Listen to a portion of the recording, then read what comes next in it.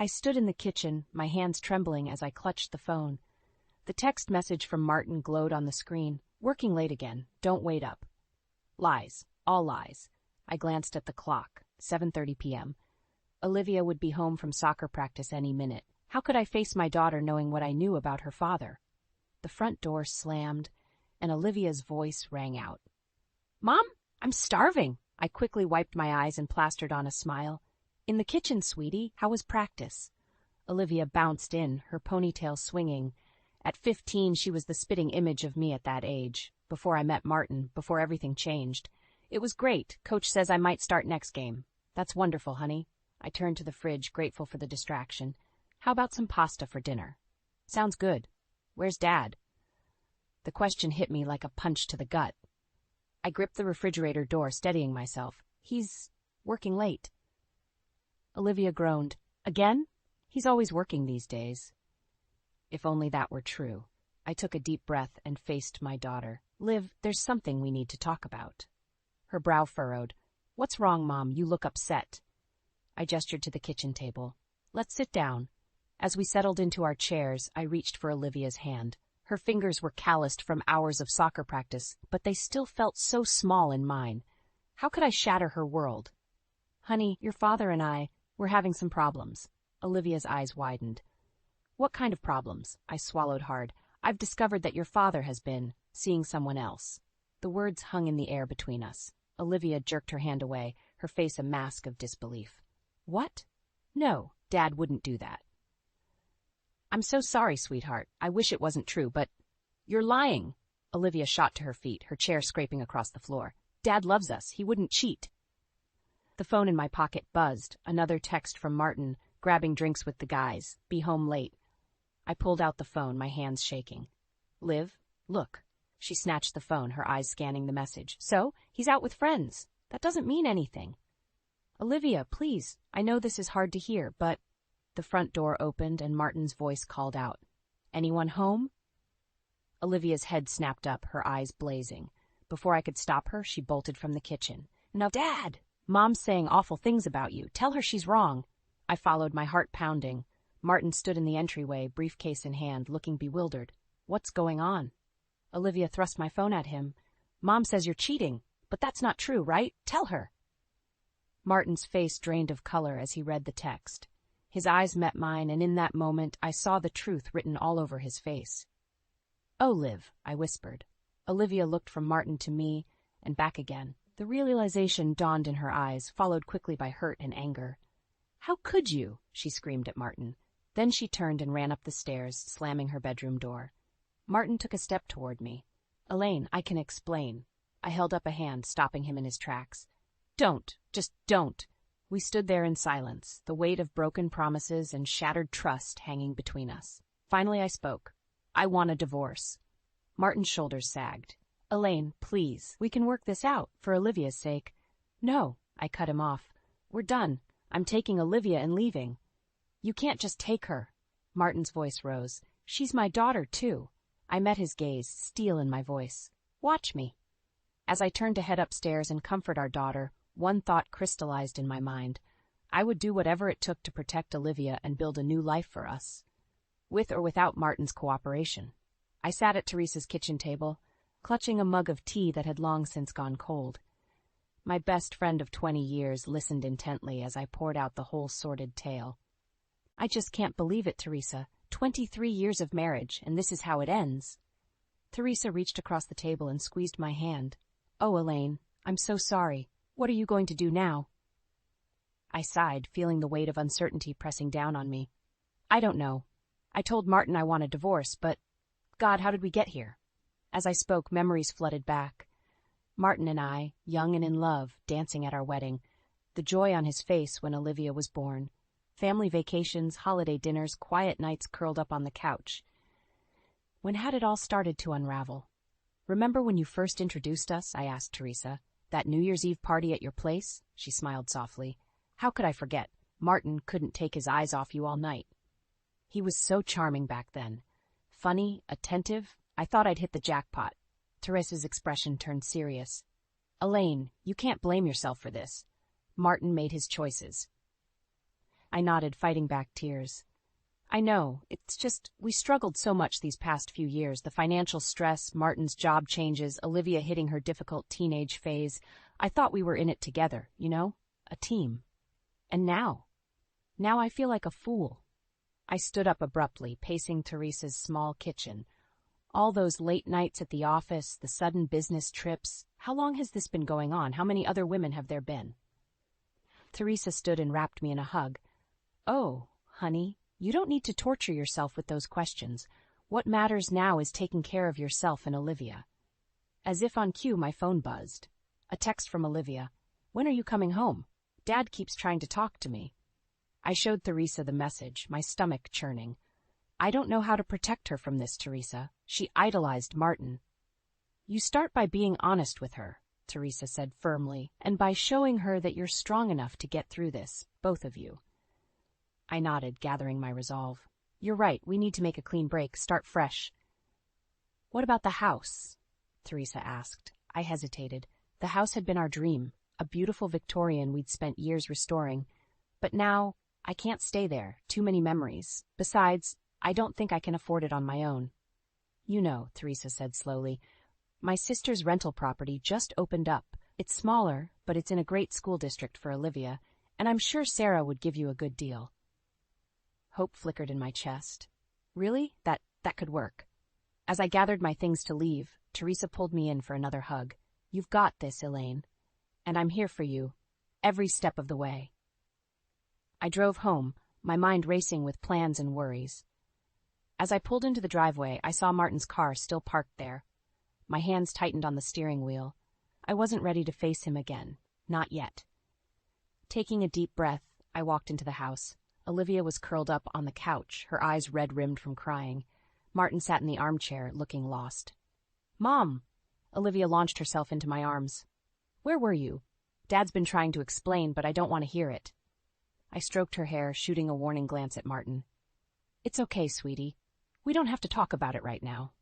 Martin stood, his face a mask of guilt and desperation. Elaine, please, can we just... Not now, I cut him off. Olivia, why don't you go upstairs and start packing some things? We're going to stay at Aunt Teresa's for a few days. As Olivia trudged upstairs, Martin stepped closer. You can't just take her, Elaine. We need to work this out. I met his gaze, steel in my voice. No, Martin, you lost the right to make demands when you broke our vows. I'm doing what's best for our daughter. As I turned to follow Olivia upstairs, Martin called out, I'll fight you on this, Elaine. I swear I will. I paused at the foot of the stairs, a chill running down my spine. The battle lines were drawn, and I knew the real fight was just beginning. The guest room at Teresa's house felt like a sanctuary after the chaos of the past few days. I sat on the edge of the bed, watching Olivia unpack her hastily thrown-together suitcase. Mom? Her voice was small, vulnerable. What's going to happen now? I patted the spot next to me, and she sat down, leaning her head on my shoulder. I don't know all the details yet, sweetie, but I promise you we're going to be okay. Olivia sniffled. I hate him, Mom. I hate what he did to us. My heart ached at her words. Oh, Liv, I know you're hurting, but try not to let hate consume you. Your father made terrible choices, but he still loves you. She jerked away from me, eyes flashing. How can you say that? If he loved us, he wouldn't have cheated. I took a deep breath, choosing my words carefully. Adults can make mistakes, even huge ones, without stopping loving their children. What your father did was wrong, but it doesn't erase the good times or the love he has for you. Olivia stood up, pacing the small room. I don't care. I don't want to see him or talk to him ever again. Liv. I mean it, Mom. She whirled to face me, tears streaming down her cheeks. He abandoned us. He chose her over his family. How am I supposed to forgive that? I stood and pulled her into a tight hug, feeling her body shake with sobs. You don't have to forgive him right now, or maybe ever. But I need you to know that this isn't your fault. Your father's choices are his own. As Olivia's tears subsided, I gently guided her back to the bed. Listen, sweetie, I know this is hard, but I need you to be strong. We're going to get through this together, okay? She nodded, wiping her eyes. Okay, Mom, I trust you. A knock at the door interrupted us. Teresa poked her head in. Sorry to bother you, but Elaine, Martin's here. He's demanding to see Olivia. My stomach clenched. Absolutely not. He can't just show up here and... I want to see him, Olivia said suddenly. I turned to her, surprised.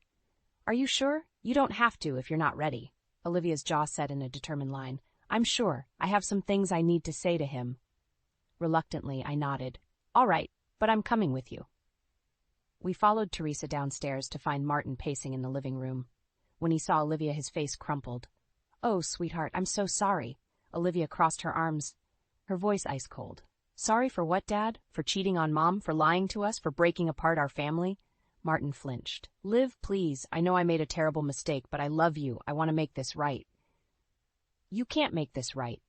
Olivia's voice rose. You ruined everything. I stepped forward, placing a hand on Olivia's shoulder. Martin, I think you should go. He shook his head, desperation in his eyes. No, please. Just let me explain. Olivia, your mother and we've been having problems for a long time. It's complicated. Stop it, I snapped. Don't you dare try to justify what you did or blame our marriage problems. You made a choice, Martin. Own it. Martin's face hardened. Fine, but I'm not giving up on my daughter. I'll fight for custody if I have to. Ice ran through my veins. You wouldn't dare. Try me, he growled. Olivia looked between us, her face pale. I don't want to live with you, Dad. I want to stay with Mom. Martin's expression softened. Sweetie, I know you're upset now, but get out. Olivia's voice was low, trembling with anger. I don't want to see you anymore. Just go. With a last pleading look at me, Martin turned and left. As the door closed behind him, Olivia collapsed into my arms, sobbing once more. Over her head, I met Teresa's worried gaze. We both knew this was far from over. Later that night, after Olivia had cried herself to sleep, I sat at Teresa's kitchen table, my laptop open in front of me. With shaking hands, I began to type. Documentation of Martin Henderson's infidelity and its impact on our family. I knew the road ahead would be difficult, but I was determined to protect Olivia and build a new life for us, no matter what it took. I sat in my car outside Martin's office, my heart pounding. After days of digging through bank statements and phone records, I'd finally uncovered the truth. Now I needed to confront him face to face. Taking a deep breath, I stepped out of the car and marched into the building. The receptionist looked up, startled. Mrs. Henderson, we weren't expecting you. I need to see my husband, I said, my voice steady despite my churning stomach. Before she could respond, Martin's office door opened. He froze when he saw me, his face pale. Elaine, what are you doing here? I held up the manila folder in my hand. We need to talk. Now. Martin glanced nervously at the receptionist before ushering me into his office. As soon as the door closed, I slammed the folder onto his desk. Who is she, Martin? He blinked, feigning confusion. What are you talking about? I opened the folder, spreading out credit card statements and hotel receipts. Don't lie to me. Not anymore. I know about the charges at the Hilton, the jewelry store purchases. Who is she? Martin's shoulders sagged. He sank into his chair, suddenly looking old and defeated. Her name is Rebecca. She was a client. The confirmation hit me like a physical blow. I gripped the edge of his desk to steady myself. How long? Elaine, please. How long? He wouldn't meet my eyes. 8 months. 8 months. While I was planning our anniversary trip, while we were celebrating Olivia's birthday, I felt sick. Do you love her? The words came out in a whisper. Martin's head snapped up. No, God, no. It was just, I don't know, a distraction, I guess. Things between us have been so strained lately. Don't you dare blame this on me, I hissed. You made a choice, Martin. You chose to betray our vows, to lie to me and Olivia for months. He reached for my hand, but I jerked away. Elaine, I'm so sorry. Please, can we work this out? For Olivia's sake? I laughed bitterly. You should have thought about Olivia before you started sleeping with your client. Martin's face hardened. Fine. If that's how you want to play it, I'll fight you every step of the way. I won't let you take my daughter from me. Your daughter? I spat. The one you abandoned? The one who says she never wants to see you again? He flinched as if I'd struck him. She doesn't mean that. She's just upset. She has every right to be upset. You broke her heart, Martin. You broke our family. We stared at each other across the desk, years of love and trust crumbling between us. Finally, Martin spoke, his voice low and dangerous. I won't give up without a fight, Elaine. I have resources you can't imagine. If you try to take Olivia away from me, I'll make sure you have nothing left. A chill ran down my spine, but I stood my ground. Is that a threat? It's a promise. I gathered the documents, my hands shaking. You've already taken everything that matters, Martin. But if you want a war, you've got one. As I turned to leave, Martin called out, Wait, there's something else you should know. I paused, my hand on the doorknob. What? Rebecca, she's pregnant. The world tilted on its axis. I stumbled, catching myself on the doorframe. What did you say? Martin's voice was barely audible. She's 3 months along. It's mine. I couldn't breathe, couldn't think. Without another word, I wrenched open the door and fled. In the parking lot, I sat in my car, gasping for air. A baby. Martin was having a baby with another woman. The final betrayal, the ultimate nail in the coffin of our marriage. As the shock faded, a new emotion took its place. Determination. Martin wanted a fight? He'd get one. I pulled out my phone and dialed Teresa's number. I need the name of the best divorce lawyer in town, I said when she answered. It's time to take Martin for everything he's worth. I stared at the divorce papers spread across Teresa's kitchen table, my signature still fresh on the dotted line. It felt surreal, like I was watching someone else's life fall apart. Are you sure about this, Elaine? Teresa asked gently. I nodded, my jaw set. I have to do this, for Olivia and for myself. The doorbell rang, startling us both. Teresa went to answer it, returning with a grim expression. It's your mother-in-law. My stomach dropped. Linda. Of course, Martin would send her to do his dirty work. I steeled myself as Linda burst into the kitchen, her face flushed with anger. Elaine, what do you think you're doing? Filing for divorce? Have you lost your mind? I stood, facing her head on. Linda, I understand you're upset, but this is between Martin and me. She waved a dismissive hand. Nonsense. Marriage is about family, about commitment. You can't just throw it away because of one little mistake. Little mistake? I felt my temper rising. Your son had an affair for 8 months. He got another woman pregnant. That's not a little mistake, Linda. That's a betrayal. Linda's eyes widened. Pregnant? What are you talking about? I froze, realizing my error. Martin hadn't told his parents yet. I'm sorry. I thought you knew. She sank into a chair, the fight draining out of her. Oh, Martin, what have you done? As much as I resented Linda's interference, I couldn't help feeling a twinge of sympathy. She was losing her family, too. The back door slammed, and Olivia walked in, stopping short when she saw Linda. Grandma, what are you doing here? Linda stood, arms outstretched. Oh, sweetheart, I came to talk some sense into your mother. This divorce nonsense. It's not nonsense, Olivia cut her off, her voice cold. Dad cheated. He lied to all of us. Linda flinched. Olivia, honey, I know you're hurt, but your father loves you. We can work this out as a family. Olivia's eyes flashed with anger. We're not a family anymore. Dad made sure of that. I stepped between them, sensing Olivia's rising distress. Linda, I think it's best if you go now. She hesitated, then nodded. Just think about what you're doing, Elaine, to all of us. As the door closed behind her, Olivia turned to me, her face pale. Mom, you're not going to change your mind, are you? I pulled her into a hug. No, sweetie, I promise you, we're moving forward. Later that evening, as Olivia did homework in her room, my phone buzzed with a text from Martin. We need to talk about the baby. My hands shook as I replied, There's nothing to discuss. It's over. His response came quickly. Please, Elaine, just hear me out, for old time's sake. I stared at the screen, torn. Part of me wanted to ignore him, to cut all ties. But another part, the part that still remembered the good times, hesitated. Before I could decide, another text came through. I'm outside. Please. My heart raced as I peeked out the window. There he was, sitting in his car, looking lost and defeated. Everything okay, Mom? Olivia called from upstairs. I took a deep breath, making my decision. Everything's fine, honey. I just need to step out for a minute. As I walked towards Martin's car, I steeled myself for whatever came next. This conversation could change everything, for better or worse. But I was done being a victim. Whatever Martin had to say, I would face it head-on, for myself and for Olivia. I tapped on the car window, my voice steady as I spoke. You have 5 minutes, Martin. Make them count. I stood in the middle of our new apartment, surrounded by half-unpacked boxes and the lingering scent of fresh paint. It wasn't much, but it was ours, a fresh start for Olivia and me. Mom, Olivia called from her room. Where's the box with my soccer trophies? Check near the bookshelf, honey. I replied, smiling at her enthusiasm. Despite everything, Olivia was adapting well to our new life. As I unpacked dishes in the kitchen, my phone buzzed. A text from Teresa. "How's the new place? Settling in okay?"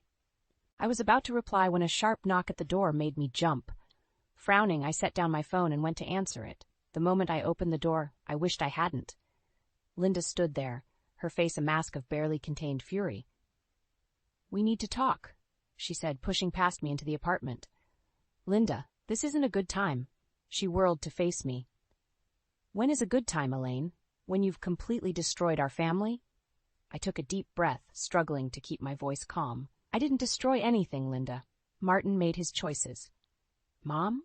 Olivia appeared in the hallway, her eyes widening at the sight of her grandmother. "What's going on?" Linda's expression softened slightly. "Oh, Olivia, sweetheart, I've come to talk some sense into your mother. This divorce nonsense has gone on long enough." Olivia's face hardened. "It's not nonsense, Grandma. Dad cheated. He lied to all of us." "Olivia, go to your room," I said quietly. "I'll handle this." As soon as Olivia's door closed, Linda rounded on me. "How dare you turn my granddaughter against her father, against our family?" I felt my own anger rising. "I haven't turned anyone against anyone, Linda. Martin did that all on his own when he decided to have an affair. People make mistakes, Elaine. Marriage is about forgiveness, about working through the hard times." I laughed bitterly. "Forgiveness? He got another woman pregnant, Linda. How am I supposed to forgive that?" Linda's face paled. That's just a rumor. Martin assured me it wasn't true." "Well, he lied to you too, then, because I heard it straight from him." For a moment, Linda looked lost. Then her eyes hardened again. "Even so, there are ways to deal with that situation. You don't have to throw away 23 years of marriage." I was about to retort when the front door burst open. Martin strode in, looking frantic. "Mom, what are you doing here?" he demanded. "I told you to let me handle this." Linda turned to him, her voice pleading. "I'm trying to save your marriage, Martin, to keep our family together." Martin ran a hand through his hair, looking desperate. "Elaine, please, can we talk about this? There has to be a way to work things out." I felt cornered, overwhelmed. "Both of you need to leave. Now." "Not until you agree to give our marriage another chance," Martin insisted. "Another chance?" Olivia's voice rang out. She stood in the hallway, tears streaming down her face. "After everything he's done?" Martin's face crumpled. "Liv, sweetheart, I know I made a terrible mistake, but I love you and your mother more than anything." "Then why did you do it?" Olivia screamed. "Why did you ruin everything?" The room fell silent, the weight of Olivia's pain hanging heavy in the air. I moved to comfort her, but she jerked away. "I hate you," she spat at Martin. "I hate all of this." Before anyone could react, Olivia bolted for the door, shoving past Martin and Linda. "Olivia!" I cried, racing after her. But by the time I reached the street, she was gone, swallowed up by the busy city around us. I turned back to Martin and Linda, my heart pounding with fear and fury. "Are you happy now? Is this what you wanted?" As they stared at me, shock written across their faces, I made a decision. No more playing nice, no more trying to keep the peace. "I want both of you out of my apartment and out of our lives," I said, my voice cold. "And if anything happens to my daughter, I swear to God I'll make you regret the day you ever met me." My heart raced as I dialed Olivia's number for the 100th time. Straight to voicemail. Again. It had been hours since she ran off, and the sun was setting, casting long shadows across our new neighborhood. "Anything?" Martin asked, his voice tight with worry. I shook my head, fighting back tears.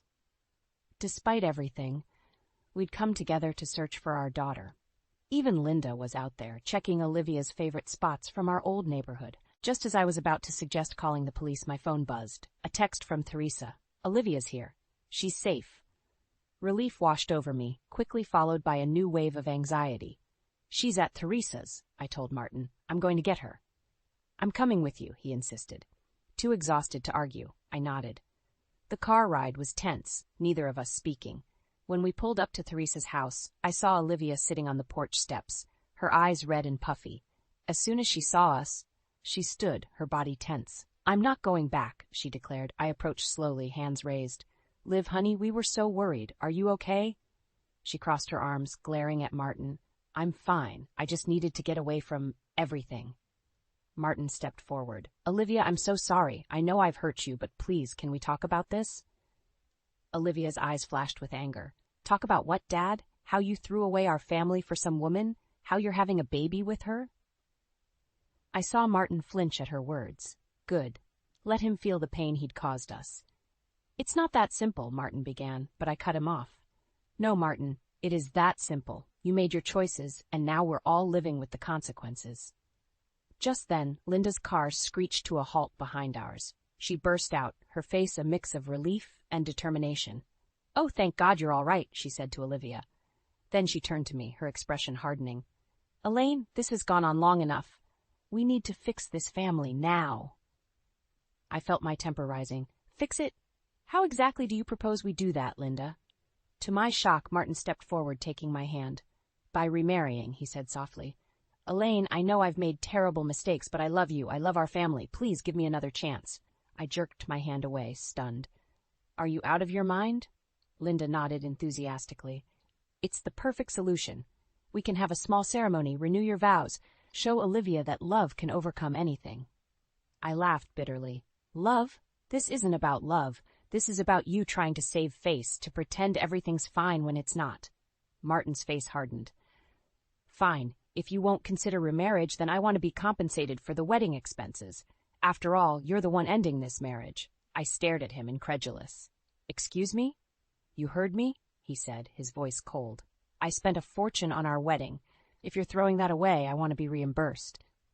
The absurdity of it all hit me like a tidal wave. I felt a hysterical laugh bubbling up in my throat. You want me to pay you for a wedding that happened over 20 years ago? After you cheated on me? Linda stepped in, her voice soothing. Now, Elaine, let's be reasonable. Martin's just trying to protect himself financially. You can't blame him for that. I looked from Martin to Linda to Olivia, who stood frozen, her eyes wide with disbelief. In that moment, something inside me snapped. Get out, I said, my voice low and dangerous. All of you, get out of my sight before I do something I'll regret. Martin opened his mouth to argue, but Olivia cut him off. Just go, Dad. You've done enough damage. As Martin and Linda retreated to their cars, I turned to Olivia, my heart breaking for her all over again. I'm so sorry, sweetheart. I never wanted any of this for you. Olivia's eyes met mine, filled with a mixture of pain and determination. I know, Mom, but we're going to be okay, right? Just you and me? I pulled her into a fierce hug, feeling her trembling against me. Yes, baby, we're going to be okay. I promise. As we stood there holding each other, I knew the fight was far from over, but for the first time in months I felt a glimmer of hope. Whatever came next, Olivia and I would face it together. I stood in the courtroom, my heart pounding as the judge reviewed our case.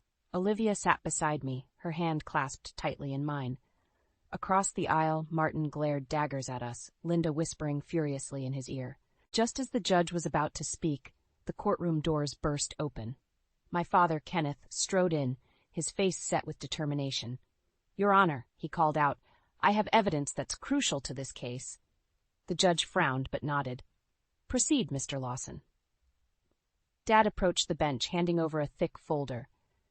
These are financial records showing that Martin Henderson has been embezzling from his company for years. The money he claims my daughter owes him for their wedding, it was stolen funds. The courtroom erupted in gasps and murmurs. I stared at Martin, shocked. His face had gone pale, his eyes wide with panic. That's a lie, he shouted, jumping to his feet. Your Honor, this is a desperate attempt to— Sit down, Mr. Henderson, the judge ordered sharply. She flipped through the documents, her expression growing more severe by the second. I leaned over to Dad, whispering, How did you get this? He squeezed my shoulder. I've had my suspicions for years, Elaine. When I heard about his ridiculous demands, I knew it was time to dig deeper. The judge cleared her throat, silencing the room. In light of this new evidence, I'm ordering a full investigation into Mr. Henderson's finances. As for the divorce settlement— She turned to me, her eyes kind but firm. Mrs. Henderson, you are granted full custody of your daughter, Olivia. Mr. Henderson will pay alimony and child support as originally outlined. His claim for reimbursement of wedding expenses is denied. Relief washed over me. It was over. We had won. As we left the courtroom, Martin caught up to us, his face a mask of desperation. Elaine, please, you can't do this to me, to our family. I turned to face him, feeling a strength I hadn't known I possessed. Our family? You destroyed our family the moment you decided to cheat, Martin, and now you'll have to live with the consequences. Linda appeared at his side, her face twisted with anger. This isn't over, Elaine. We'll appeal. No, Mom, Martin interrupted, his shoulders sagging in defeat. It's over. As they walked away, I felt a weight lift from my shoulders. Olivia hugged me tightly, tears in her eyes. We did it, Mom. We're free. Dad wrapped his arms around both of us. I'm so proud of you, Elaine. You stood your ground, fought for what was right. Months passed, and life settled into a new rhythm. Olivia and I thrived in our apartment, building a life filled with laughter and love. We heard through the grapevine that Martin had lost his job and was facing criminal charges for embezzlement. Linda had retreated to Florida, humiliated by the scandal. One sunny afternoon, as Olivia and I walked through the park near our new home, she turned to me with a serious expression. Mom, I want you to know, I'm okay. About Dad, I'm still angry, but I'm not letting it consume me anymore. I pulled her close, marveling at her strength and maturity. I'm so proud of you, sweetie. We've both come a long way, haven't we? She nodded, a small smile playing on her lips. Yeah, we have, and you know what? I think we're going to be just fine. As we continued our walk, I reflected on the tumultuous journey we'd been through. The pain, the betrayal, the fights. They had all led us here, to this moment of peace and understanding. I thought about the woman I was when this all began. Scared, hurt, unsure of my future.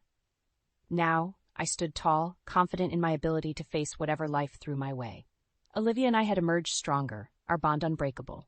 The path ahead was still uncertain, but for the first time in years, I felt truly hopeful. We had weathered the storm, and now, bathed in the warm sunlight of a new beginning, I knew that the best was yet to come.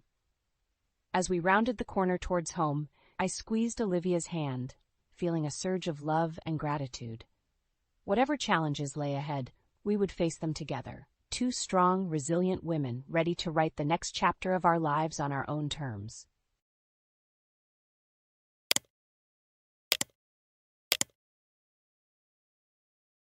You know how these things work, Annika. The executives want someone who can sell the vision, not just someone who wrote the code.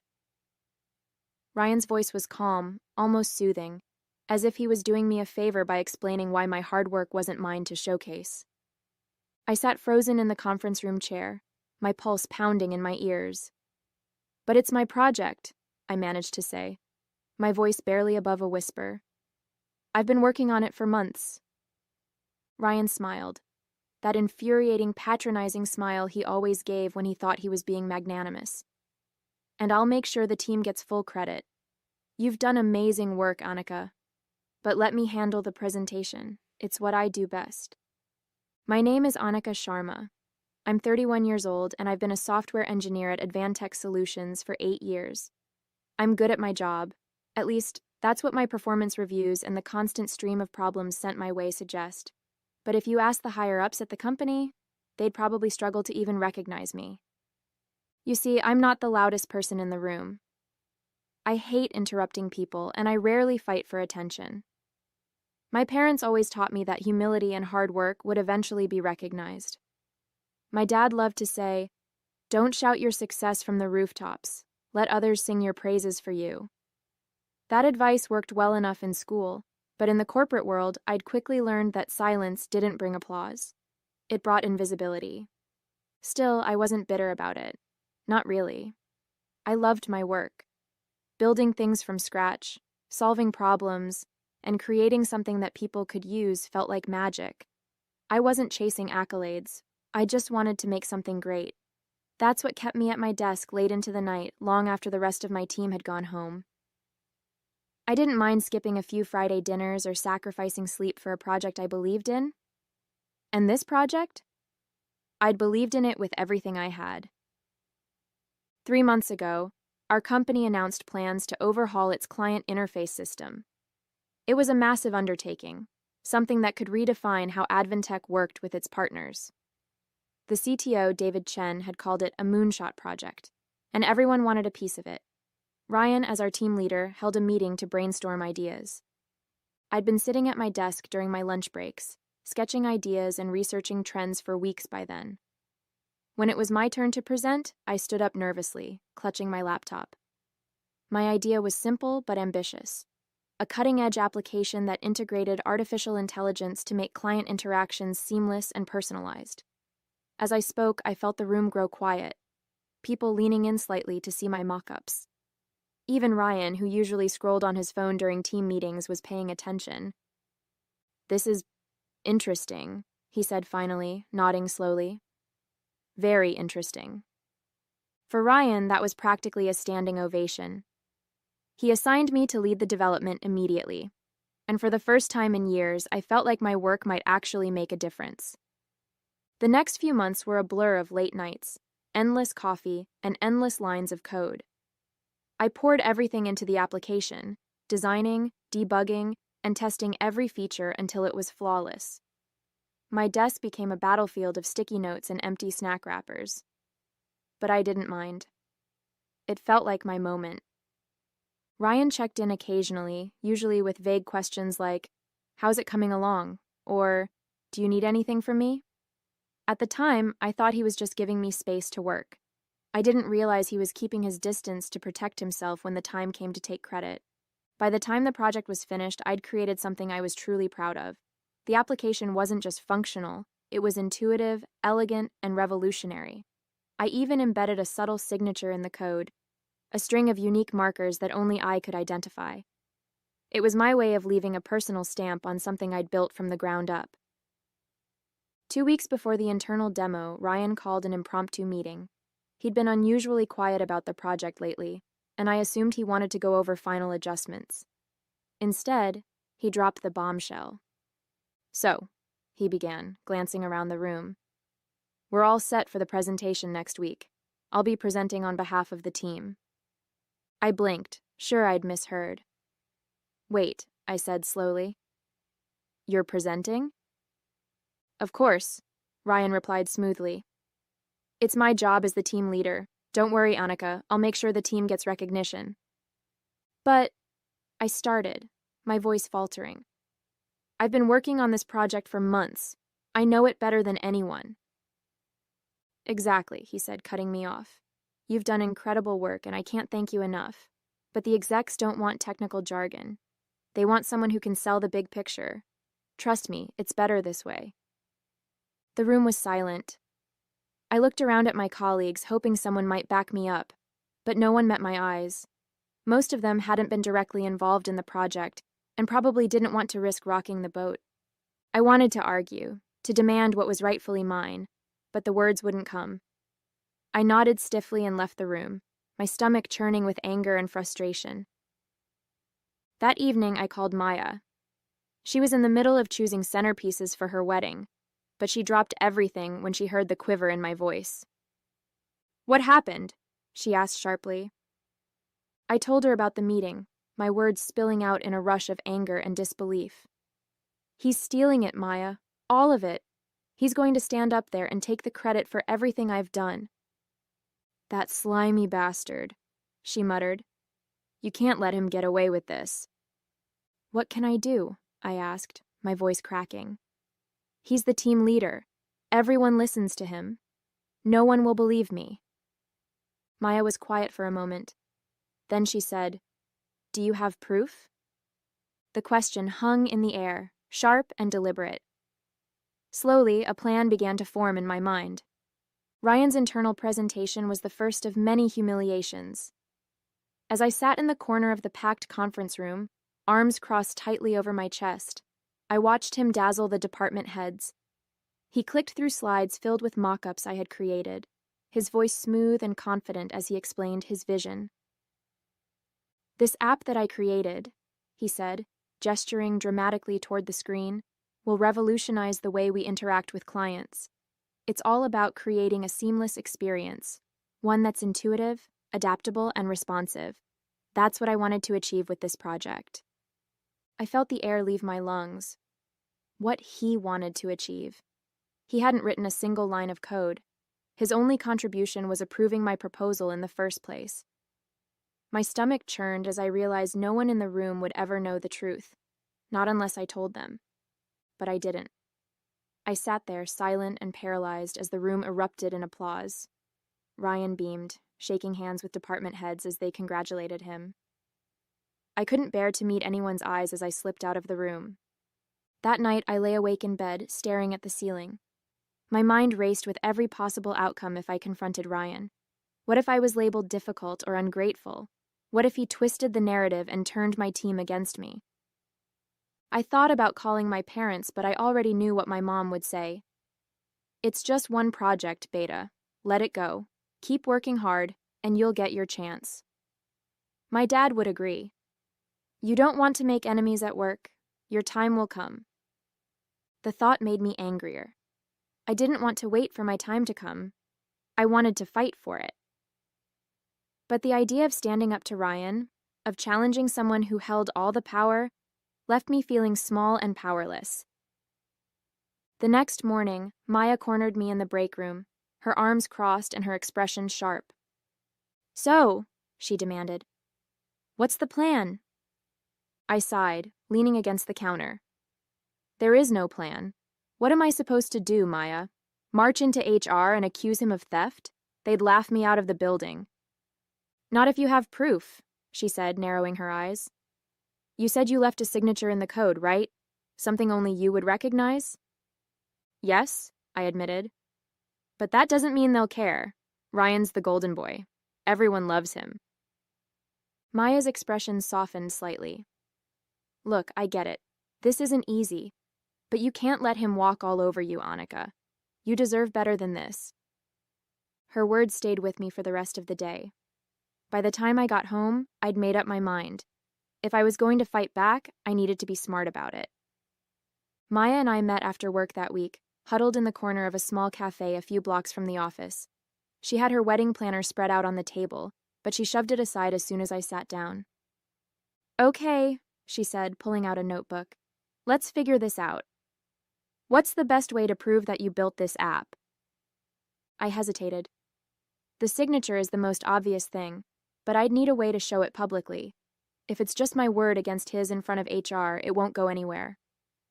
Then we make it public, Maya said, her eyes gleaming with determination. When's the next big event where he's showing off your work? I blinked. The Tech Summit, I said slowly. He's presenting the app there to potential investors.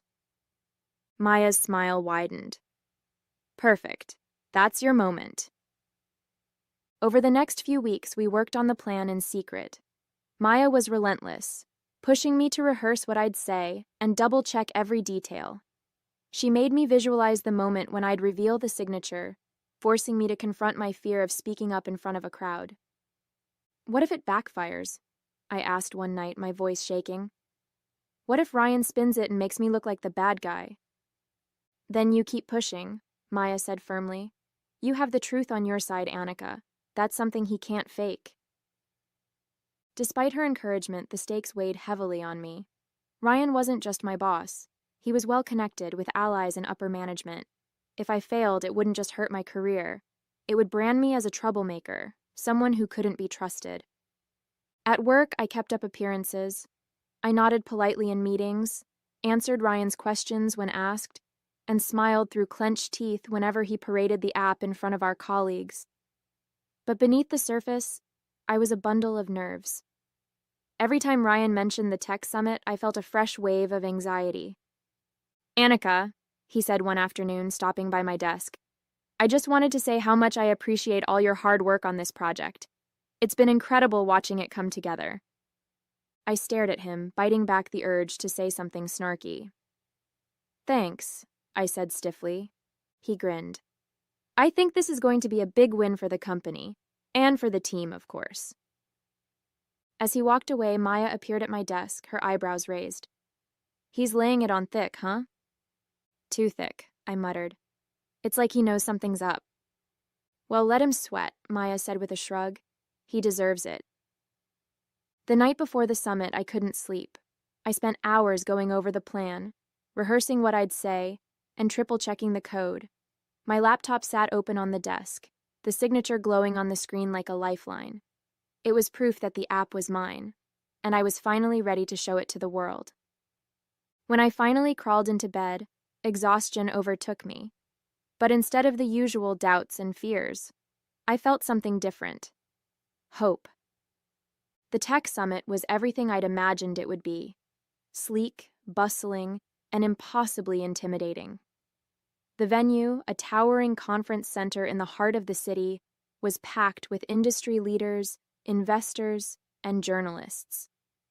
The hum of conversation filled the air, mingling with the faint clatter of keyboards and the soft glow of digital screens. Everywhere I looked, people were networking, exchanging ideas and pitching dreams. And then there was me, fidgeting with the hem of my blazer, clutching my laptop bag like a lifeline, and praying I wouldn't trip over my words when the time came. "Relax," Maya whispered, giving my arm a reassuring squeeze. She was here as my +1, claiming she'd needed a break from wedding planning, but I knew she'd cleared her schedule just to be here for me. "You've got this. Just stick to the plan." I nodded, though my heart was pounding. Ryan was set to present in less than an hour, and my stomach churned at the thought of sitting through another performance where he paraded my work as his own. But this time would be different. This time, I was ready. The auditorium was massive, with rows of plush seating and a stage flanked by towering screens. I took a seat near the back, tucking myself into the shadows as Ryan walked onto the stage. He was dressed sharply, his movements confident and assured as he approached the podium. "Good afternoon, everyone," he began, his voice smooth and commanding. "I'm thrilled to be here today to present something truly groundbreaking. Over the past few months, I have been hard at work developing an application that will redefine how our company interacts with clients." The screens behind him lit up with images of the app, my app, and I felt a fresh wave of anger rise in my chest. He launched into his pitch, describing the features and benefits with the ease of someone who'd rehearsed every line to perfection. "As you can see," he said, gesturing toward a live demo on the screen, "this application is all about creating a seamless, personalized experience. It's adaptable, intuitive, and built to evolve with the needs of our clients." The audience murmured appreciatively, and I gripped the edge of my seat, my nails digging into the fabric. Every word he spoke felt like a punch to the gut. This was my work, my vision, and he was standing there basking in the spotlight like he'd built it himself. I glanced at Maya, who gave me a small nod. It was time. With trembling hands, I opened my laptop and connected to the auditorium's network. I'd spent hours rehearsing this, ensuring every step was flawless. All it took was a few keystrokes, and the live demo on the screen flickered. For a moment, the room was silent, save for the faint hum of the equipment. Then, in bold letters across the bottom of the screen, a message appeared. "Developed by Anika Sharma." The murmurs in the audience turned into a collective gasp. Ryan froze mid-sentence, his face paling as he turned to look at the screen behind him. For a moment he seemed confused, as if trying to process what had just happened. "What?" he stammered, spinning back toward the audience. "There must be some mistake." I stood up, my legs shaky but my resolve firm. My heart was pounding so hard I could barely hear myself speak, but I forced the words out anyway. "There's no mistake," I said, my voice steady. "The application you're looking at was developed entirely by me." The room fell silent. All eyes turned to me as I made my way down the aisle, my laptop clutched tightly to my chest. Ryan stared at me, his expression a mixture of panic and fury. "This project," I continued, my voice growing stronger with each step, "was my idea from the beginning. I designed it, coded it, and tested every feature. And I can prove it." I reached the stage, pulling up the code on my laptop. Embedded in the application is a unique identifier, a digital signature. It's a series of markers I created, something that couldn't be added after the fact. If you look closely, you'll see it signed with my initials. The audience leaned forward, craning to see the screen as I projected the code onto the monitors. Sure enough, the signature was there, glowing brightly for everyone to see. A ripple of murmurs spread through the room, and I could see heads turning, people whispering to each other. Ryan's face was a mask of disbelief. "Annika, what are you doing?" he hissed, his voice low and desperate. "You're making a scene." "No," I said firmly, meeting his gaze. "I'm telling the truth." The next few minutes were a blur. Executives from Advantech rushed to the stage, their faces a mix of confusion and concern. I answered their questions calmly, explaining the signature and my role in the project. The more I spoke, the more the room shifted. What had started as skepticism turned into understanding, and then into something I hadn't felt in months: validation. Ryan tried to salvage the moment, throwing out excuses and claiming he'd overseen the project, but it was clear he'd lost the room. The damage was done. Backstage, Ryan cornered me, his face flushed with anger. "You had no right to do that," he snapped. "Do you have any idea how unprofessional you just looked?" I crossed my arms, meeting his glare with steady eyes. "Unprofessional?" I repeated. "You stole my work, Ryan. I had every right to set the record straight." He opened his mouth to respond, but before he could, David Chen appeared, his expression grim. "Ryan," he said, his voice cold, "we need to talk. Now." As David led Ryan away, I felt the tension in my chest begin to ease. Maya appeared at my side, her face lit up with pride. "You were amazing," she said, pulling me into a tight hug. "That was the best thing I've ever seen." For the first time in months, I felt like I could breathe again. I'd done it. I'd reclaimed my work, my voice, and my dignity. The tech summit concluded in chaos. Ryan disappeared shortly after his backstage meeting with David Chen, leaving a flurry of unanswered questions and speculative whispers in his wake. For the rest of the day, colleagues and attendees stopped me in the hallways, their expressions ranging from surprised to genuinely impressed. "Annika, that was bold," one coworker said cautiously. "I didn't know you had it in you." "I always knew you were talented," another chimed in. "But wow, that took guts." I nodded politely, unsure how to respond. The validation was gratifying, but it didn't erase the months of frustration and self-doubt. If anything, it made me wonder why it had taken such a public display for people to finally see my worth. By the next morning, Ryan's desk was empty. Word spread quickly that he'd been placed on administrative leave pending a full investigation. I couldn't bring myself to feel sorry for him. If anything, I felt relieved. Relieved that the weight of his shadow was finally gone. David called me into his office that afternoon. He looked tired, as though the events of the summit had aged him overnight. "Annika," he began, gesturing for me to sit. "First, I owe you an apology. We should have caught this sooner." I blinked, surprised. "It wasn't your fault," I said carefully. "Ryan knew how to cover his tracks." David sighed, leaning back in his chair. "That doesn't excuse it. What happened was unacceptable, and I want you to know we're taking steps to ensure it never happens again. As for your work on the application..." He hesitated, then offered a small, genuine smile. "You've done something incredible. We want to make sure you get the recognition you deserve." The following week, David stood before the entire company during the all-hands meeting and did something I never thought I'd see. He acknowledged me. Not just in passing, but with a full, detailed account of my contributions to the project. "Annika Sharma single-handedly developed the application that is now setting a new standard for our industry," he said, gesturing toward me as the room erupted in applause. It felt surreal. For so long, I'd been invisible, a quiet worker in the background, overshadowed by louder voices. Now the spotlight was on me, and for the first time, I didn't feel the urge to shy away from it.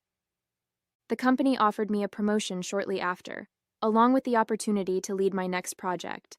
At first, I hesitated.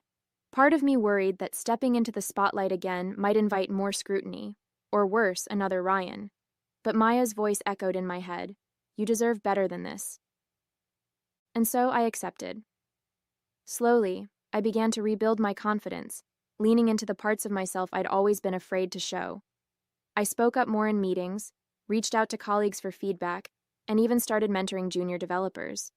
The more I pushed myself, the more I realized that being seen didn't mean being vulnerable. It meant being brave. Months after the summit, life felt different. Not wildly so. I still spent my mornings fighting with my alarm clock and my evenings unwinding with tea and a book. But there was a quiet shift, an undercurrent of confidence that hadn't been there before. At work, I no longer hesitated to share my ideas. In meetings, I raised my hand instead of waiting for someone to call on me. I set boundaries when my workload grew too heavy, and I didn't apologize for taking credit where it was due. It wasn't easy.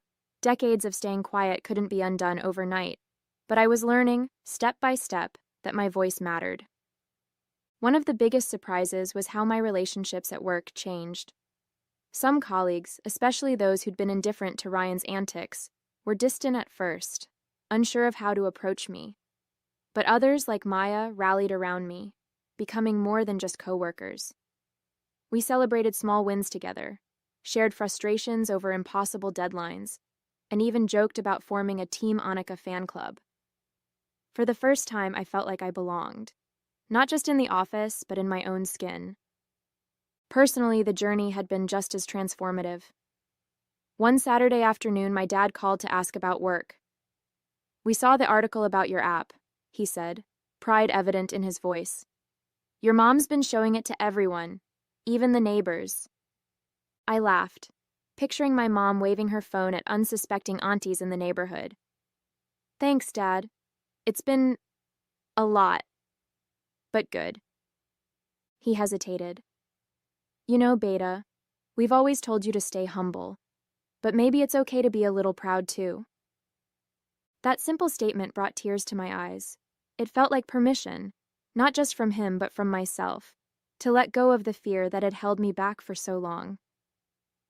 One evening, after a particularly successful project launch, Maya and I sat on a bench outside the office, sharing a bottle of soda like we used to during late nights at work. The city buzzed around us, the sounds of traffic and laughter mixing with the faint glow of streetlights. "You did it," Maya said, nudging me with her elbow. "You're officially a badass." I laughed. "I had a pretty great coach." Her smile softened. "Seriously, Annika, I'm proud of you. You fought for yourself, and you won. That's not something everyone can do." I looked at her, my best friend, the person who had believed in me even when I couldn't. "Thanks, Maya, for everything." As I walked home that night, I thought about how far I'd come. The girl who had once been too afraid to speak up was gone, replaced by someone stronger, braver, and more willing to take risks. The road ahead wasn't perfect. I knew there would be more challenges, more moments of doubt, but I felt ready for them. I wasn't just surviving anymore, I was thriving, and it felt like only the beginning.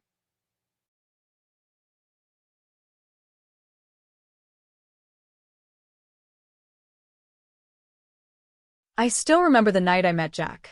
It was at a charity gala in downtown Los Angeles, an event meant to raise funds for underprivileged children.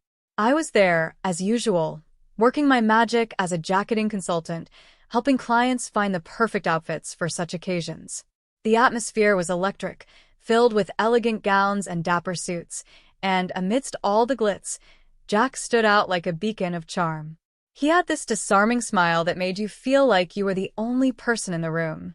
We struck up a conversation near the silent auction tables, and though we had different views on religion, something that usually sets the tone for future disagreements, Jack assured me it wouldn't be an issue. He was charismatic and seemed genuinely interested in my life. I found myself laughing more that night than I had in a long time. Our relationship blossomed quickly after that. Jack was a successful entrepreneur, known for his business acumen, and he was always full of stories about his work. It was clear he was driven and passionate, qualities I admired. After a year of dating, we decided to take the plunge and get married. Jack's family seemed to be as perfect as he was, and their acceptance meant a lot to me. Jack's father, Henry, was a prominent figure in Los Angeles. At 68, he had achieved tremendous success as the CEO of a well-known nonprofit organization. Henry was a man of principles, strict yet fair. His leadership had not only elevated the nonprofit's profile but had also impacted many lives positively. Despite his formidable reputation, he was warm and welcoming when I first met him. Jack's mother, Margaret, was more reserved. At 65, she had a cautious nature, wary of who Jack brought home. But she was never unkind, just protective. I could tell she had high expectations, and while she didn't openly express her approval, I could sense her grudging acceptance. The first few years of our marriage were blissful.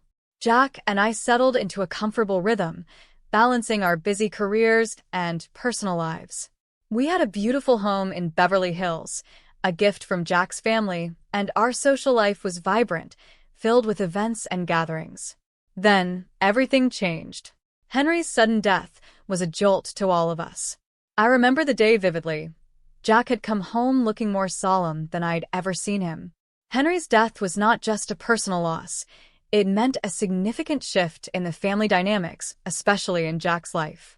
I was expecting Jack to grieve deeply, to be consumed by the loss of his father. Instead, what I saw was troubling. He started coming home late, his eyes bloodshot and reeking of alcohol. He became distant and indifferent, not just towards me, but towards everything that once mattered. At first, I thought it was just his way of coping with the grief, a phase that would pass. But as days turned into weeks, it became clear that something was fundamentally wrong. One evening, after yet another late night, I confronted him. "Jack, what's going on with you? You're not yourself," I said, my voice trembling with concern. He looked at me with a vacant expression. "Angela, I'm fine. Just need some time to myself," he replied, his tone dismissive. But I knew something was off. Jack's brother, Steve, who managed the family business, had started to show concern. He and his wife, Jessica, who had become a good friend of mine, were the only ones who seemed to grasp the gravity of the situation. Steve pulled me aside one day at a family gathering. "Angela, you need to know something," he said, his face lined with worry. "Jack isn't handling this well. I've noticed he's been drinking heavily, and he doesn't seem to care about anything anymore. It's like he's relieved Henry is gone." I was taken aback. Relieved? But why would he feel that way? Steve shook his head. "I don't know, but it's as if he's freed from something. I'm worried about what's happening to him, and I think you should be too." The gravity of Steve's words hit me like a ton of bricks. I couldn't shake the feeling that Jack's erratic behavior was more than just a reaction to grief. There was an unsettling shift in him, a change that was beyond the usual response to loss. That night, as I lay in bed, I couldn't help but replay the events in my mind. Jack's behavior, his indifference, Steve's revelation, it all pointed to something deeper, something I hadn't yet fully grasped. The man I had married, who had once been so charming and sincere, was now a stranger to me. And as the days passed, I feared that the foundation of our relationship, once built on trust and love, was crumbling faster than I could comprehend. The weeks after Henry's funeral were a blur of tension and confusion. I tried to keep our life as normal as possible, but Jack's behavior became increasingly erratic. I had hoped that time would heal his wounds, but it seemed to have done the opposite. Our once warm home now felt like a battlefield. One evening, while we were having dinner, Jack's phone buzzed incessantly. He ignored it at first, but eventually his frustration got the better of him. He snatched the phone off the table and stormed out of the room, leaving me to finish my meal in silence. I could hear muffled voices from the other room, but I couldn't make out what was being said. When Jack returned, he looked more agitated than ever. "I've had enough of this," he muttered, slamming his phone on the table. "I need some space." I tried to approach him gently. "Jack, talk to me. What's going on? You can't just shut me out." He glared at me. "It's not about you, Angela. It's everything. I just need to figure things out on my own." His words stung, but I didn't push further. Instead, I sought solace in conversations with Jessica. We'd become close friends over the past year, and she had always been a calming presence. I confided in her about my growing concerns. "Jessica, I'm worried," I said one day over coffee. "Jack's behavior is out of control. He's drinking heavily, and he's so distant. It's like he's a different person. Jessica's eyes widened with concern. Angela, you're not alone in feeling this way. Steve and I have both noticed it. There's something really wrong with him. What do you mean? I asked, feeling a lump in my throat. Jessica hesitated before speaking. Steve mentioned that Jack's been spending money recklessly. The foundation's funds, Jack's been using them for personal expenses. And I've heard rumors about him seeing escorts. My heart sank. Is that true? How could he do that? Jessica nodded. I'm afraid so. It's like he's spiraling out of control. And I'm worried about what this means for you. The betrayal cut deep. I felt a wave of nausea as I tried to process what Jessica had just revealed. Jack's father had dedicated his life to the nonprofit, and now Jack was tarnishing that legacy. How could someone so committed to helping others be so selfish? That evening, I confronted Jack again. I know what you've been doing, I said, my voice trembling with anger. Steve told me about the misuse of the foundation's funds. And I've heard about the escorts. Jack's face turned pale. Angela, Don't, I interrupted. Just don't. I can't believe you would betray everything your father worked for. And you didn't even have the decency to be honest with me. He looked away, unable to meet my gaze. I'm sorry. I thought I could handle it all. I didn't want to burden you with my problems. Burden me? I exclaimed. You're tearing our lives apart. I'm married to someone who's not only betraying his family's legacy, but also using me as a cover for his deceit. Jack slumped into a chair, his shoulders drooping. I'm sorry, he repeated, but his apology felt hollow. As the days passed, the rift between us widened. Jack's attempts to patch things up were feeble at best. He would come home with flowers or empty promises, but his actions spoke louder than words. The more he tried to win me back, the clearer it became that his motives were entirely self-serving. One afternoon, as I was packing up some of our things, Steve stopped by to check on me. How are you holding up? He asked softly. It's been hell, I admitted. I don't know how to move forward from this. Jack's behavior is out of control, and I feel like I'm trapped in a nightmare. Steve sighed. Angela, I wish there was something more I could do. I'm afraid Jack's problems run deeper than just the recent events. There's a lot of unresolved anger and resentment. I know, I said. But it's not just about Jack anymore. It's about what's best for me, and I don't see a future with him the way things are. Steve nodded sympathetically. You deserve better, Angela. Sometimes, the hardest thing is knowing when to walk away. I had hoped that Steve's words would bring me some clarity, but they only reinforced the growing certainty that my marriage was beyond repair. The man I had once loved and admired was now a stranger, someone who had manipulated and betrayed me. The illusion of our perfect life had shattered, leaving nothing but the fragments of a broken relationship. As I stared out the window, watching the sunset over Los Angeles, I knew that my next steps would be crucial. The decision to leave was looming, but the thought of facing the truth about Jack's motivations and the impact on my own future was daunting. I was standing at a crossroads, and the road ahead was uncertain. Little did I know that the revelations and choices that awaited would push me to the edge and force me to confront not just Jack's darkness, but my own resolve to reclaim my life. The days that followed were a whirlwind of confusion and heartache. Despite Jack's attempts to smooth things over with grand gestures, I couldn't ignore the unsettling truth about his actions. Our once hopeful future was now clouded by his deceit and betrayal. It was early one morning when Steve called me. Angela, we need to talk, he said, his voice serious. I've set up a meeting with a family lawyer. There are some important matters we need to discuss. My heart raced as I made my way to the lawyer's office in Beverly Hills.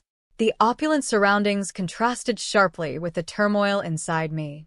Steve and Jessica were already there when I arrived, their faces etched with concern. Angela, thank you for coming, the lawyer, Mr. Harris, began as I took a seat. We need to go over the details of Henry's will and the implications for you and Jack. I nodded, trying to steady my nerves. Mr. Harris pulled out a thick file and began flipping through it. As you know, Henry left behind a considerable estate. There's the family foundation, which Jack is heavily involved with, And then there's the inheritance. The mention of the inheritance caught my attention. I'd heard rumors about a substantial amount, but the specifics had never been clear. Jack's inheritance is conditional, Mr. Harris continued. He stands to inherit $17 million, but only if his marriage to you lasts 6 years. If the marriage ends before that, he forfeits the entire amount. I stared at Mr. Harris in shock. So, Jack's been staying with me just to secure this money?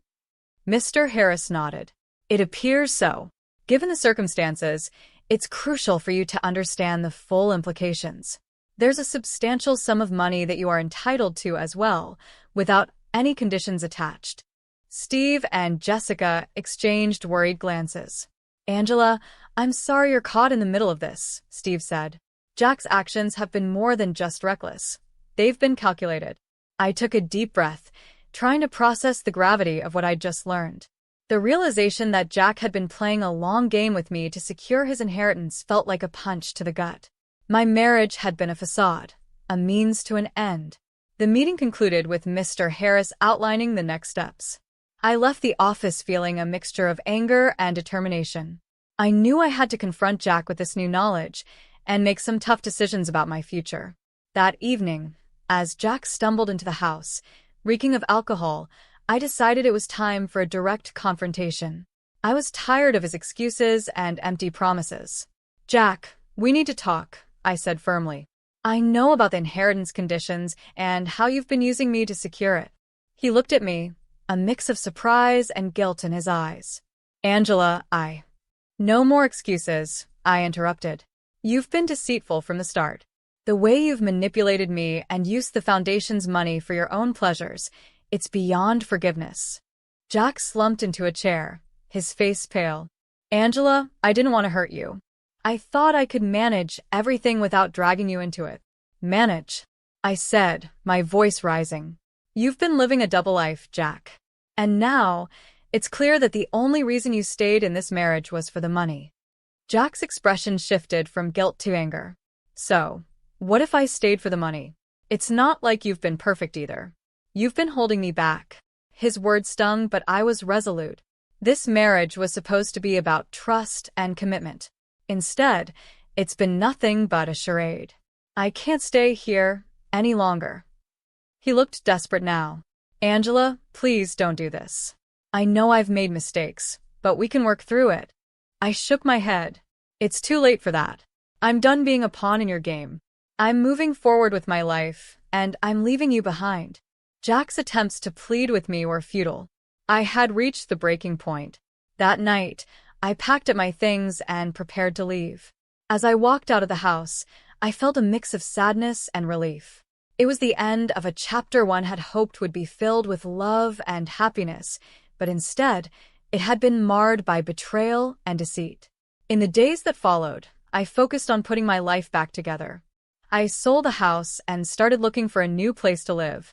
My career as a jacketing consultant kept me busy, and I poured my energy into rebuilding my life.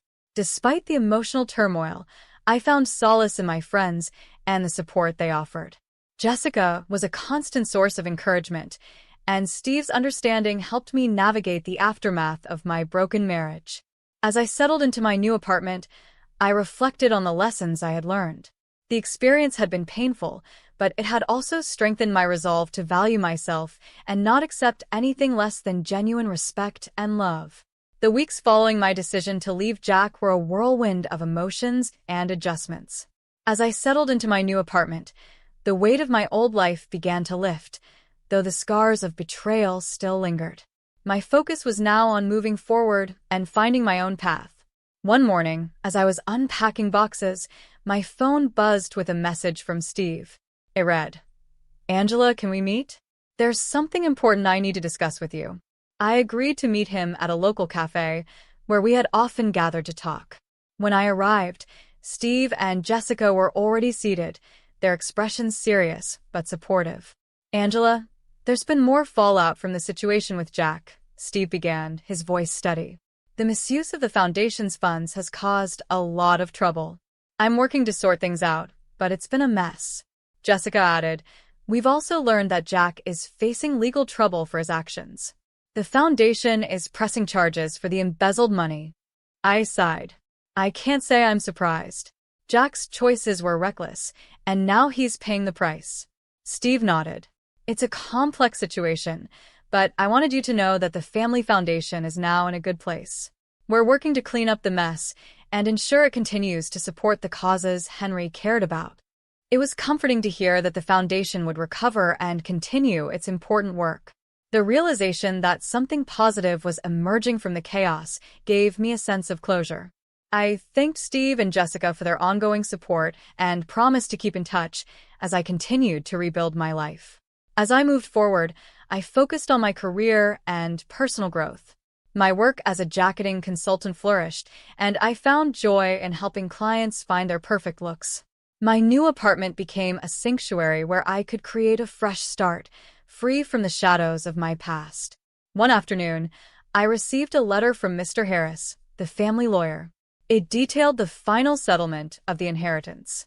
The letter confirmed that, as part of the divorce settlement, I would receive a substantial amount of money, though not the $17 million Jack had forfeited.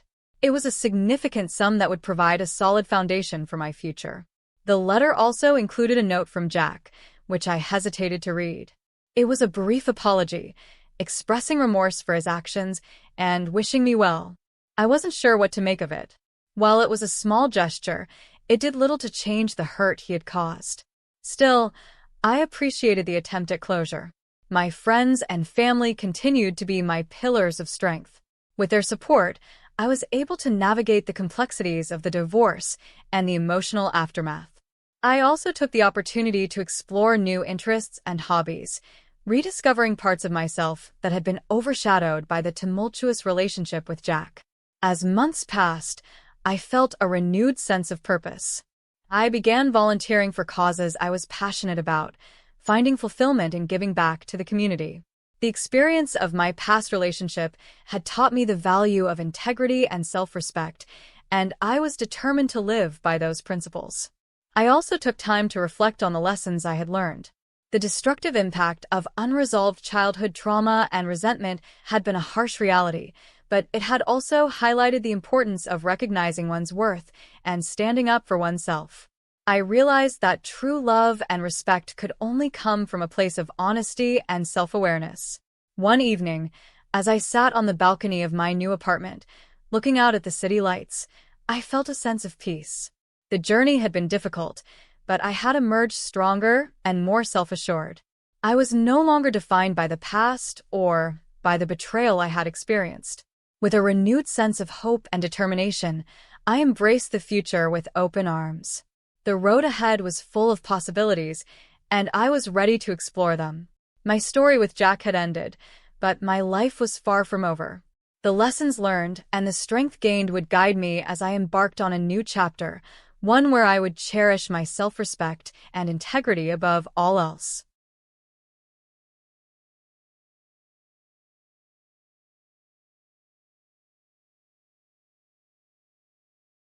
My name is Melissa. I'm 26 years old and preparing for my homecoming birth. If there's a grandchild, that kind of daughter-in-law can be discarded. While packing, I overheard my mother-in-law bad-mouthing me to my husband. She's inconsiderate, not cute, doesn't bring in money, has no redeeming features. You don't need someone like that anymore. She's so annoying.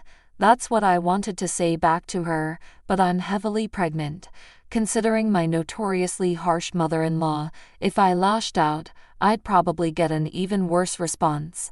Ignoring the negativity for the sake of prenatal care, I decided it's best to quickly switch gears and enjoy my time.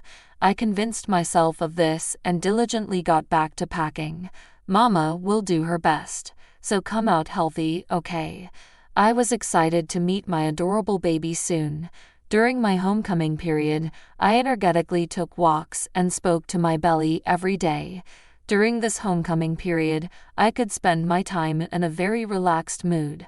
My mother-in-law, who comes without notice, overstays her welcome, criticizes the food, complains about the nursery I've prepared for the baby, just keeps complaining about anything and everything. Eventually, the long-awaited baby was born safely, and raising her in my cheerful childhood home, even though it was busy, was a lot of fun. Well, I'll be back next weekend. I reported this to my husband over the phone, but I honestly wanted to stay at home a bit longer. But I can't be spoiled forever, and I'm worried about our own home. Since my husband is not interested in housework, I wondered if the house might be a mess. This is going to be your home, Lisa. We need to get back and make it a comfortable environment. As she filled her belly and slept peacefully in my arms, I smiled back at my child. I'm back, Brian. I had a lot of luggage and I pressed the doorbell, hoping someone would open it for me, but there was no response. I had no choice but to struggle to unlock the door and enter the house, but there was no sign of anyone. I had told him I would be back at this time. As I headed to the living room with that thought, I was frozen in shock by the sight that greeted me. What is this? The room was so cluttered there was no place to step. It's not just a mess because no one has cleaned. At a glance, it seemed intentionally made messy, like things had been flung around randomly. Could it be a burglary? Scared, I rushed out of the house. Hello, is this the police? I just came back from my homecoming birth, and my house is a mess. While I was trembling and making the call, my well-slept child began to fuss, and I was in a panic. A familiar neighbor who was passing by became concerned for us and let us rest in their house for the time being. The neighbor was able to calm my shaking with fear and surprise, and after my daughter drank some milk, she fell asleep again. Before long, I heard the sirens of the police cars, and I returned to my house, accompanied by my neighbor. The front door was locked. I got scared seeing the living room and haven't checked the other rooms. When I explained, the police praised me for my good judgment. I learned that when a burglary occurs, it's dangerous to encounter the intruder. It's safer to go outside and wait for the police rather than checking on your own. I had been in such a rush that I didn't even consider the possibility of running into the burglar, but upon imagining it, I was filled with fear. What's this?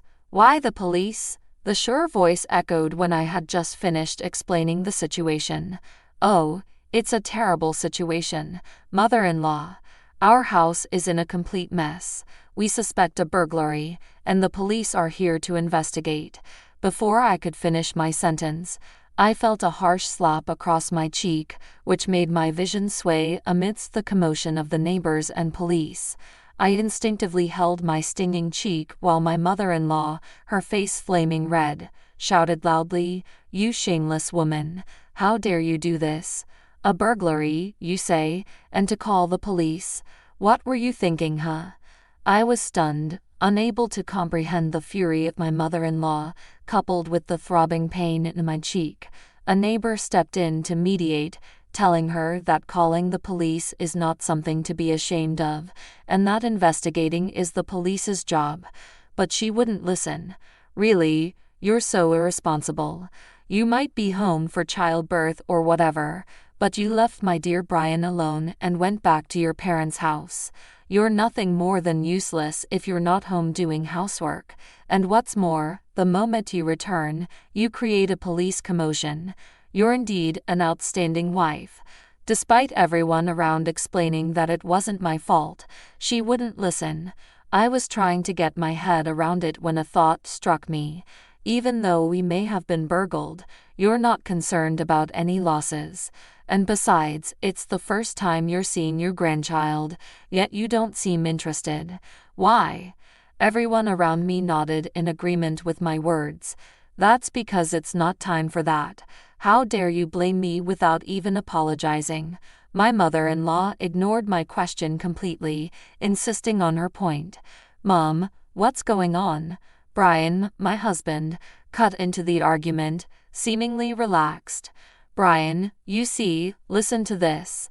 It's terrible. The appearance of her beloved son put a gleeful expression on my mother-in-law's face. Melissa seems to have called the police. Huh? Why? She's been saying there's been a burglary. There's no way that could be true, Brian. Please tell her not to behave so absurdly. Is that so? Hey, Melissa, maybe you misunderstood about the burglary. It's causing a nuisance to the neighbors. You know, the police are also busy, so let's send them home soon. What? I was staggered, but for a different reason this time. Not only my hostile mother-in-law, but also my husband Brian. I couldn't believe he'd say such a thing. Wait, Brian, our house is a mess. The police are still investigating. We don't know if it was a burglary yet, but the state of the house is weird.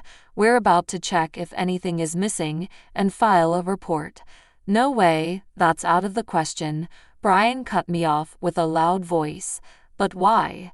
The conversation was not making any sense. I was at a loss, and tears started to well up in my eyes.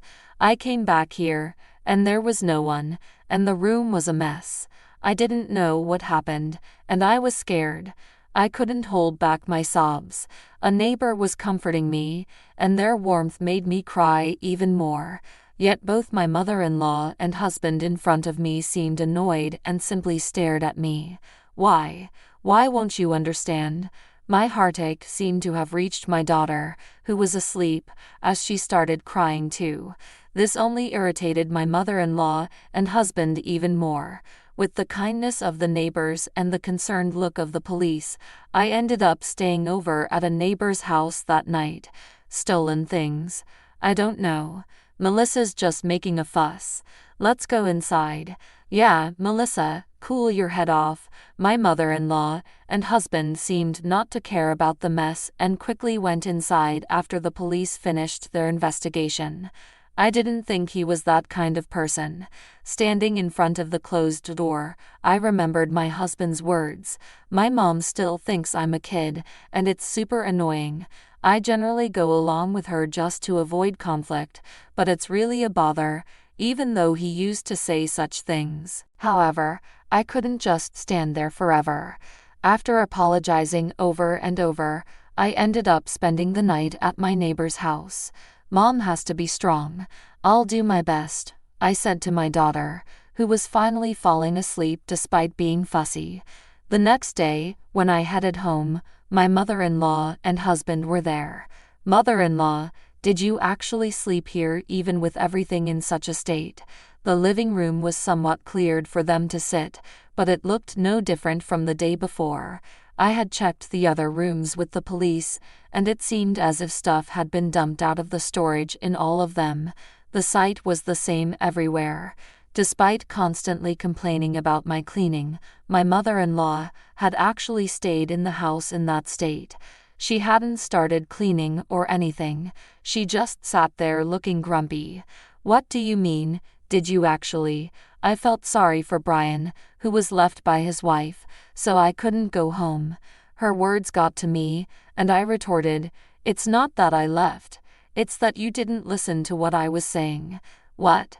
What a way to talk. My mother-in-law's face quickly turned into one of anger.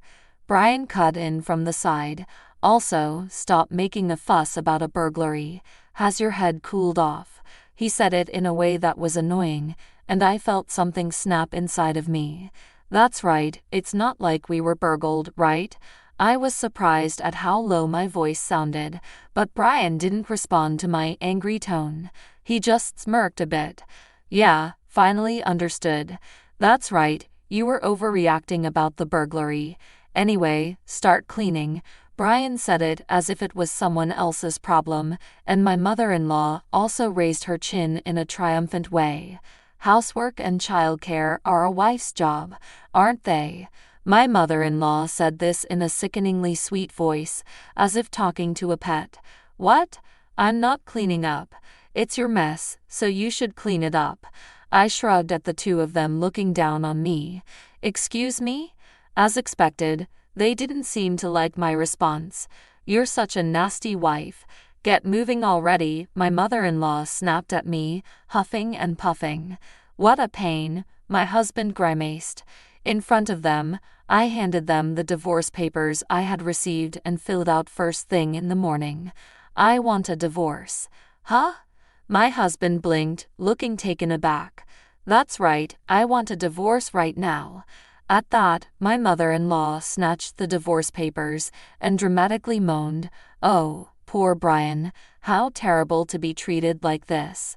As she cradled my husband's head, I retorted, "Just a big baby, aren't you?" I had tried to hold my tongue, but my true feelings slipped out. "What did you say, Melissa? You?" The two of them were so angry they seemed to be on the verge of bursting. Of course, they weren't going to take my word sitting down, but I wasn't going to back down either. "Did you not hear me, or can you not understand? Big baby Brian divorce. Here are the papers. Please sign them right away." I knew it was petty. I knew I shouldn't sink to their level, but at that point, I didn't care. Enough with the jokes. Bow down, apologize. They threw me to the ground, pressing me to the floor. Apologize now. Brian's strength made it hard to breathe, and my eyes filled with tears. Then, "Melissa, get your hands off my daughter." My saviors were my parents, who had come running to my aid. Behind them, I saw the friendly officer from the previous day, coughing and gasping for air. I was relieved, and my strength left me. "What are you doing barging in here like this? Get out now." My mother-in-law and husband were being restrained by the officer, writhing and struggling. "It's no use, you've been caught in the act of assault." With help from my father, I stood up and said with a smile to the two struggling people, "Actually, I only asked the officer to come and check on the situation from yesterday. I never imagined you'd assault me." What the hell is going on?" My husband growled, but I wasn't scared anymore. "We have a baby monitor camera installed in this house for our little Lisa. It's a live stream camera. It couldn't record the person who trashed the room, but..." As I said that, both of them visibly relaxed. "Huh, so what? It's a live camera," I told them. "Right now, the kind neighbor who helped us yesterday is watching over this room. They listened to your conversation yesterday, along with a lot of people at the police station. My parents were watching too. Yes, after my mother-in-law and husband disappeared behind the door yesterday, I started checking the baby monitor camera. The police suspected that this whole break-in thing seemed fishy, perhaps even staged. Not just my mother-in-law, but my husband too might be involved, they said. Unfortunately, they hit the nail on the head. Before I got home, you two messed up the room on purpose, then came back pretending to be surprised, trying to blame me. You were planning to get an apology payment from my parents by saying they couldn't stand a daughter-in-law who would do something so unbelievable. You guys didn't need a daughter-in-law because the baby wasn't a boy. You wanted to kick out an unnecessary daughter-in-law and get a new one, right? What on earth is an affair approved by the mother-in-law?" I finished saying everything in one breath, and everyone else in the room was staring at them with cold eyes. It must be some kind of mistake. "Huh? No way. I wouldn't cheat. Huh? Melissa, do you still have more to say? This nonsense. Stop." My mother-in-law, who for a moment forgot her position and started to get angry, was not forgiven by those around her. I also refused to be told if I'm needed or not for such an unreasonable reason. I don't need a family that doesn't ask at all about how the baby is doing since I arrived today. It's not normal for a neighbor who's looking after her to be more loving to my daughter. I'm going back to my parents' house. Of course, I'll divorce, and I won't give up custody. As a result, it worked out just as they wanted. No, wait a minute. Police station. I don't want to go. Let go. I don't want to. Both of them made a fuss as they were taken away by the police. After that, my mother-in-law and husband became infamous in the neighborhood. Of course, it's a bad reputation. They tried to improve it by giving me a divorce settlement, but no good rumors spread. Well, of course, no matter how loudly they say we paid it, no one would believe it. I went back to my parents' house, and I'm raising my daughter with them. I found a job there through an acquaintance's introduction. Honestly, I'm not without worries, and it's hard, but when I look at my daughter's face, I feel like I can do my best. I'll work hard to raise Lisa straight so she doesn't resemble her father. Ethan, you can't be serious, I exclaimed, my eyes widening as I stared at my younger brother across the kitchen table. He just dropped a bombshell that threatened to shatter our family's peace. Ethan's boyish grin faltered for a moment. Come on, Sophia. It's not like I'm moving to Mars. It's just a new job in Chicago. I took a deep breath, trying to calm my racing heart. At 38, I'd always been the protective older sister, and the thought of Ethan moving halfway across the country sent a wave of anxiety through me. But what about Mom and Dad? They're not getting any younger, you know. They'll be fine, Ethan said, waving his hand dismissively. Besides, you're here to look after them. I couldn't help but feel a twinge of resentment at his casual attitude. That's not the point, Ethan. We're a family. We're supposed to stick together. Before Ethan could respond, the back door swung open, and my husband David walked in, his arms laden with grocery bags. Hey, you two, what's with the serious faces? I turned to David, grateful for his calming presence. Ethan's told me he's moving to Chicago for a new job. David's eyebrows shot up. Wow, that's big news. Congratulations, Ethan. I shot David a look that clearly said, whose side are you on? Ethan beamed. Thanks, David. At least someone's excited for me. I sighed, realizing I was fighting a losing battle. I am excited for you, Ethan. I'm just worried. Ethan's expression softened. He reached across the table and squeezed my hand. I know, sis, but this is a great opportunity for me, and for Abigail, too. At the mention of Ethan's wife, I felt a knot form in my stomach. Have you told her yet? Ethan's smile faltered. Not exactly. I wanted to run it by you first. I raised an eyebrow. And why's that? Ethan shifted uncomfortably in his seat. Well, there's something else I need to tell you. Just then, my phone buzzed with a text message. I glanced down at the screen and froze. It was from Abigail. Sophia, I need to talk to you. It's urgent. I looked up at Ethan, my heart pounding. Ethan, what's going on? He took a deep breath. Abigail's pregnant. The room fell silent. David, who had been putting away groceries, stopped mid-motion, a can of soup suspended in the air. Pregnant? I repeated, my voice barely above a whisper. But I thought you two weren't ready for kids yet. Ethan ran a hand through his hair, a nervous habit he'd had since childhood. We weren't. It just happened. I glanced back at my phone, Abigail's message burning a hole in my pocket. Does she know about Chicago? Ethan shook his head. Not yet. I wanted to tell her in person, but now with the baby. He trailed off, looking lost. I felt a surge of protectiveness for my little brother. Despite our 8-year age gap, we'd always been close. Now, seeing him so conflicted, I knew I had to put aside my own fears and be there for him. Ethan, I said softly, you need to talk to Abigail. Now. He nodded, looking grateful. You're right. I'll head home and tell her everything. As Ethan stood to leave, I couldn't shake the feeling that this was just the beginning of a storm that would change our family forever. I watched him walk out the door, my heart heavy with a mixture of excitement and dread. David came up behind me, wrapping his arms around my waist. He'll be okay, Sophia. They both will. I leaned back into his embrace, hoping he was right. But as I felt my phone buzz again with another message from Abigail, I couldn't help but wonder what other surprises were in store for our family. The shrill cry of a baby pierced the air, and I couldn't help but wince. It had been a year since Sarah was born, and I still wasn't used to the constant noise that seemed to follow my niece wherever she went. Shh! It's okay, sweetie, Abigail cooed, bouncing Sarah on her hip. We were gathered in my parents' living room for what was supposed to be a family dinner, but the tension in the air was palpable. Ethan sat in the corner, his eyes glued to his phone. He hadn't said more than 2 words since they arrived, and I couldn't help but notice the distance between him and Abigail.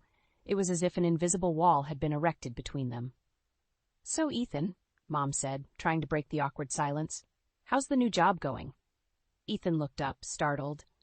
Oh, it's fine. Busy, you know. Abigail rolled her eyes. He's always busy these days. Too busy for his own family, apparently. I exchanged a worried glance with David. This wasn't the first time we'd witnessed this kind of exchange between them. In fact, it seemed to be happening more and more frequently. Well, we're just glad you could make it tonight. Dad chimed in, ever the peacemaker. It's been a while since we've all been together. Abigail let out a humorless laugh. Yeah, well, don't get used to it. We probably won't be able to make it to the next one. Right, Ethan? Ethan's jaw clenched. Can we not do this here, Abigail? I felt my heart sink. This wasn't the happy family I had envisioned when Ethan first told me about Abigail's pregnancy. Something was very wrong, and I couldn't shake the feeling that it was only going to get worse. As the evening wore on, I found myself watching Abigail closely. She seemed distracted, constantly checking her phone and barely engaging in conversation. When it came time to feed Sarah, she practically shoved the baby into Ethan's arms. You do it, she snapped. I need some air. Without waiting for a response, Abigail stormed out onto the porch. I hesitated for a moment before following her. Everything okay? I asked, stepping out into the cool night air. Abigail jumped, quickly shoving her phone into her pocket. Jesus, Sophia, you scared me. Sorry, I said, not entirely convinced by her reaction. I just wanted to check on you. You seem upset. Abigail's eyes narrowed. I'm fine. Just tired. Being a mom is harder than I thought it would be. I nodded sympathetically. I can imagine. But you know, we're all here to help. You don't have to do this alone. For a moment, I thought I saw a flicker of guilt in Abigail's eyes, but it was gone as quickly as it appeared, replaced by a cold, hard stare. I don't need your help, she said flatly, or anyone else's. I can handle my own family. Before I could respond, Abigail brushed past me and went back inside. I stood there for a moment, stunned by the venom in her voice. When I finally returned to the living room, I found Ethan cradling a now sleeping Sarah, a look of pure love on his face. The sight should have warmed my heart, but instead it filled me with dread. Something was very wrong in my brother's marriage, and I had a sinking feeling that little Sarah was caught in the middle of it all.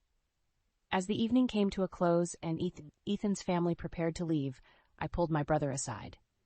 Ethan, I whispered, is everything okay? With you and Abigail, I mean. He hesitated, and for a moment I thought he might confide in me. But then Abigail called out from the doorway, Ethan, we're leaving, now. Ethan's face closed off. Everything's fine, Sophia. Don't worry about us. But as I watched them drive away, Sarah's car seat securely fastened between them, I couldn't shake the feeling that this was just the calm before the storm. And I had no idea how to protect my little brother from the hurricane that was coming.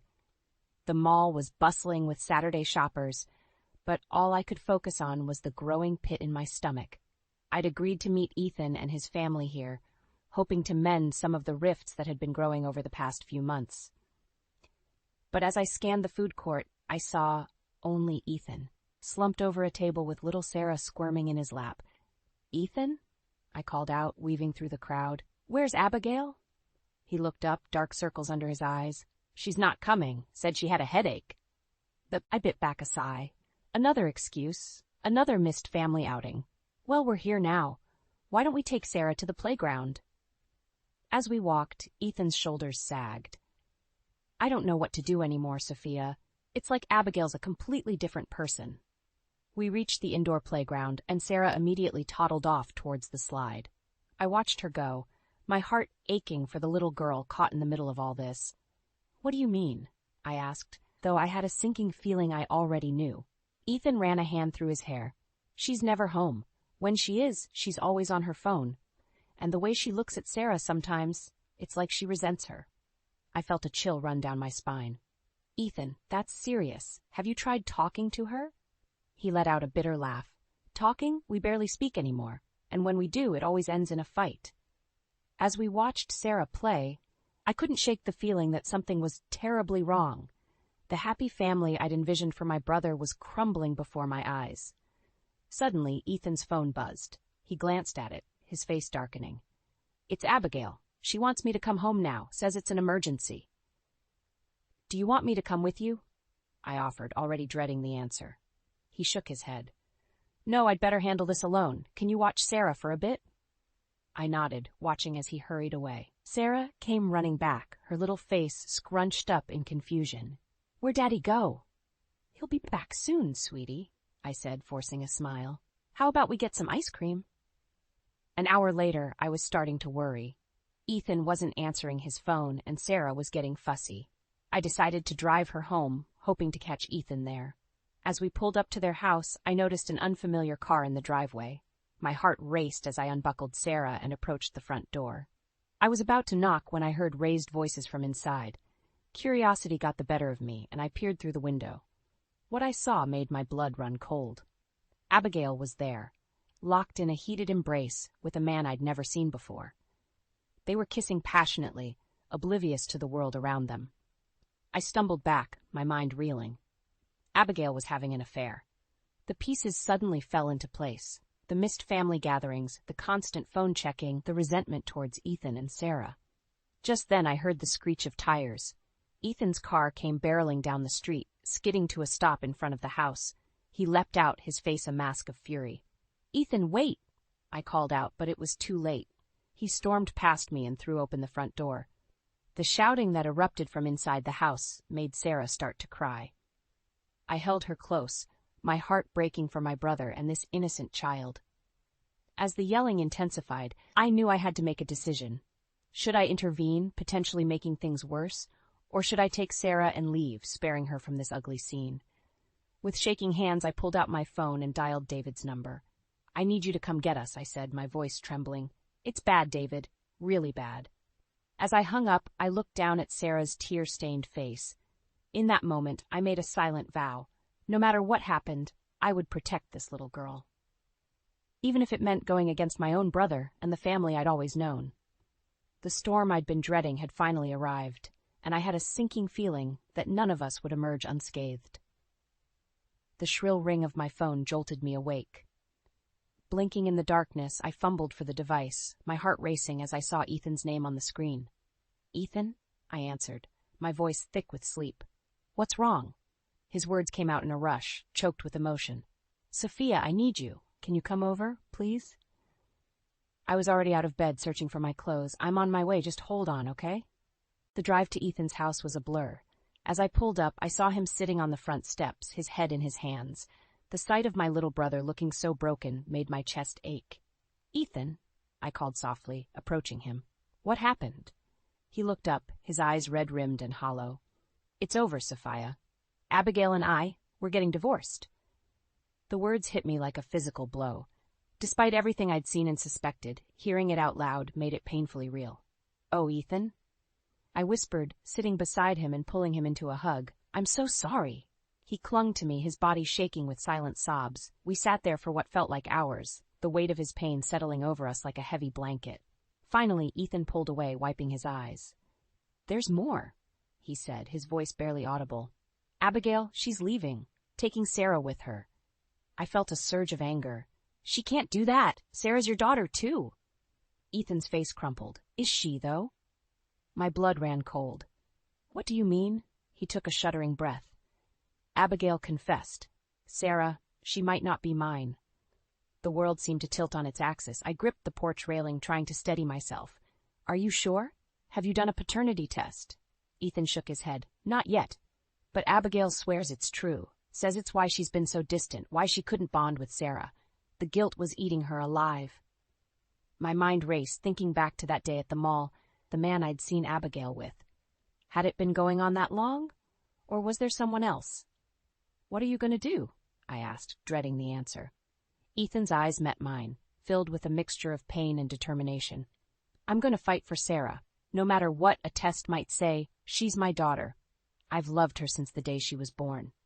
Pride swelled in my chest, mingling with the ache in my heart. "We'll fight with you, Ethan. All of us. You're not alone in this."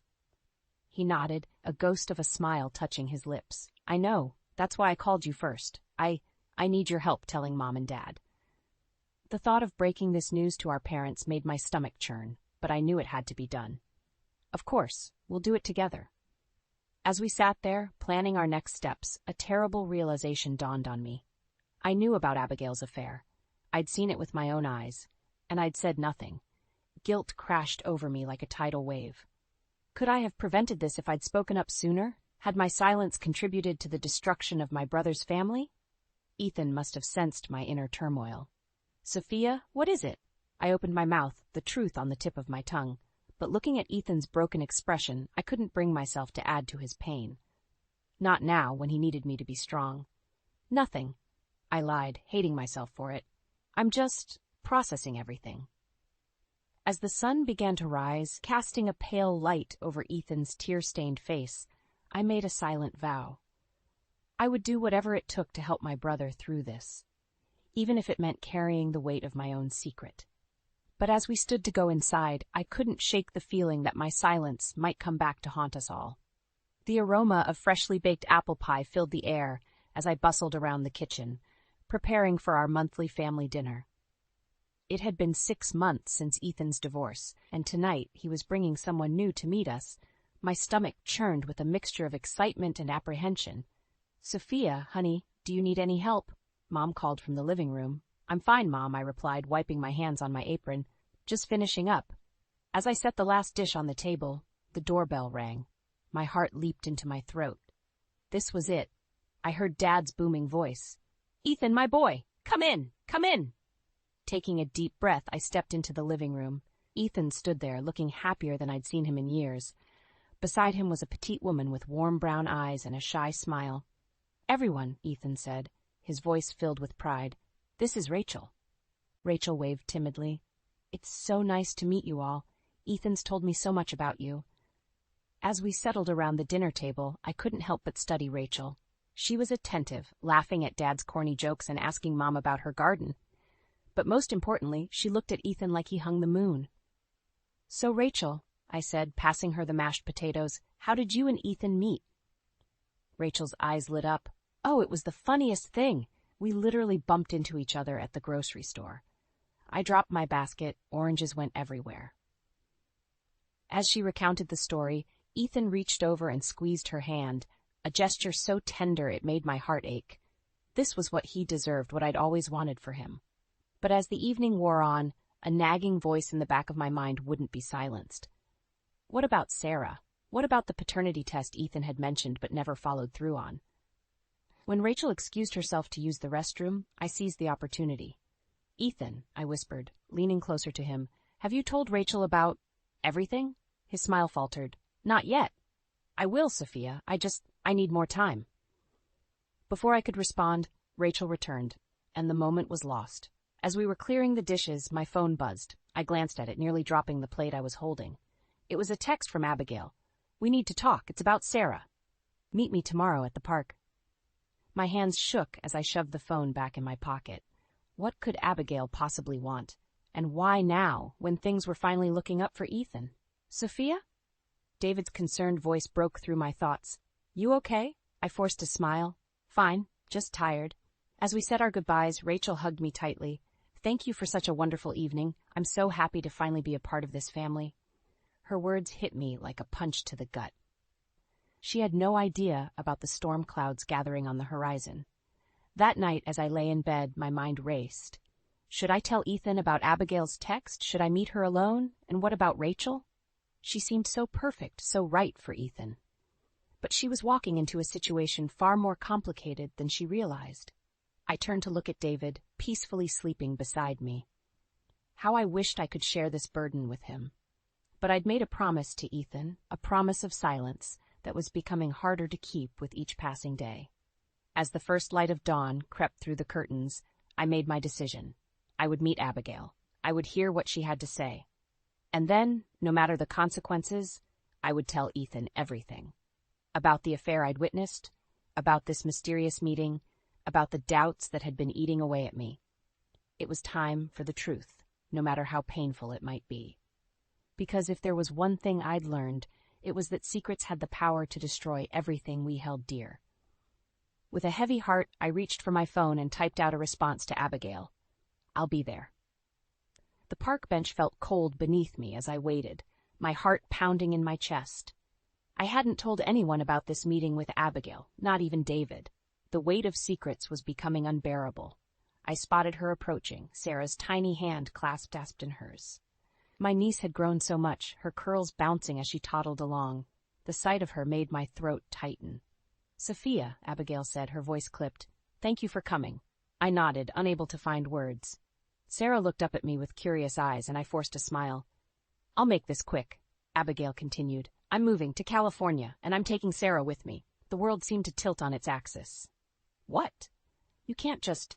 I can, and I will, she cut me off. I have full custody. Ethan signed away his rights. My mind reeled. When had this happened? Why hadn't Ethan told me? But what about visitation? I asked, grasping at straws. Ethan loves Sarah. You can't take her away from him completely. Abigail's eyes hardened. Ethan made his choice. He has his new life now, doesn't he? With that woman, Rachel, is it? The bitterness in her voice was palpable. I felt a surge of anger on Ethan's behalf. That's not fair, Abigail. You were the one who... Who what, Sophia? She challenged. Go on, say it. I bit my tongue. The words had an affair dying in my throat. Instead, I asked, does Ethan know about this move? Not yet, Abigail admitted. That's why I wanted to talk to you first. I need you to tell him. Me? I exclaimed. This isn't my responsibility, Abigail. You need to talk to Ethan yourself. Just then, Sarah tugged on Abigail's sleeve. Mommy, I'm hungry. Abigail's face softened as she looked at her daughter. We'll get lunch soon, sweetie. Turning back to me, her expression hardened again. I'm giving you a chance to break it to him gently. Take it or leave it. With that, she stood, pulling Sarah along with her. As they walked away, Sarah turned and waved at me, her innocent smile like a knife to my heart. I sat there, stunned, as the implications of what had just happened washed over me. How could I possibly tell Ethan that he was about to lose his daughter? My phone buzzed, startling me out of my thoughts. It was a text from Mom. Sophia, come quick. Abigail's here at the house. She's demanding to see Ethan. Panic surged through me. I jumped up, racing to my car. The drive to my parents' house was a blur of fear and dread. As I pulled up, I saw Abigail's car in the driveway. Sarah was in the back seat, playing with a toy. I rushed inside to find a scene of chaos. Abigail was in the living room, her face flushed with anger. Mom and Dad stood nearby, looking bewildered. And there, in the middle of it all, was Ethan, with Rachel by his side. How dare you? Abigail was shouting. You bring her here to your parents' house where our daughter visits. Ethan's face was a mask of confusion and hurt. Abigail, what are you talking about? Rachel has every right to be here. We're engaged. The room fell silent. I saw the shock on my parents' faces, the triumph in Rachel's eyes, and the fury radiating from Abigail. Engaged. Abigail spat. Well, congratulations. I hope you'll be very happy together because you'll never see Sarah again. What? Ethan's voice was barely a whisper. I stepped forward, my voice shaking. Ethan, there's something I need to tell you. All eyes turned to me. In that moment, I felt the weight of every secret, every unspoken truth pressing down on me. I took a deep breath, knowing that what I was about to say would change everything. Abigail is moving to California, I began, my voice gaining strength, and she's taking Sarah with her. The room erupted into chaos once more. As accusations flew and tears fell, I caught Rachel's eye. The look of betrayal on her face told me that she was only now realizing the complexity of the situation she had walked into. In the midst of the turmoil, I heard the sound of a car engine starting. Looking out the window, I saw Abigail's car pulling away, Sarah's confused face visible in the back window. This was it, the moment of truth, and I knew that whatever happened next would tear our family apart in ways we might never recover from. The tires screeched as Ethan peeled out of the driveway, leaving us all in stunned silence.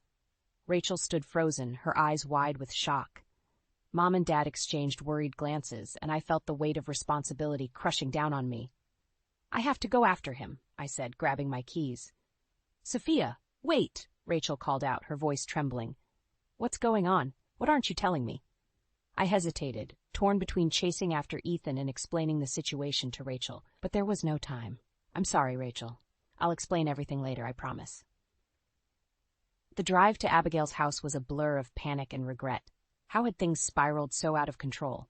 As I pulled up, I saw Ethan's car haphazardly parked in the driveway, the driver's door still open. Heart pounding, I rushed to the front door, which was slightly ajar. The sound of raised voices led me to the living room, where I found Ethan and Abigail locked in a heated confrontation. You can't take her away from me, Ethan shouted, his face red with anger and pain. Sarah is my daughter. Abigail's laugh was bitter and cold. Is she, Ethan? Are you sure about that? The room fell silent, and I felt my blood run cold. This was it, the moment I'd been dreading for months. Ethan's voice was barely a whisper when he spoke. What are you talking about? Abigail's eyes darted to me for a split second before she dropped the bombshell. Sarah isn't your daughter, Ethan. She never was. I watched as the color drained from my brother's face. He stumbled backward, groping for something to hold on to. I rushed to his side, supporting him as he sank onto the couch. That's not possible, Ethan mumbled, shaking his head. We were trying for a baby. You told me. I lied, Abigail said, her voice devoid of emotion. I was already pregnant when we got married. I hoped it could work, that you'd never know. The pieces started falling into place, Abigail's distance, her resentment towards Sarah, the affair I'd witnessed. It all made a horrible kind of sense. You knew, Ethan said suddenly, his eyes locking onto mine. Didn't you, Sophia? I felt the air leave my lungs. I suspected, but I didn't know for sure. And you didn't tell me? The hurt in his voice was unbearable. I wanted to protect you, I whispered, tears streaming down my face. Both of you. Ethan stood up abruptly, pacing the room like a caged animal.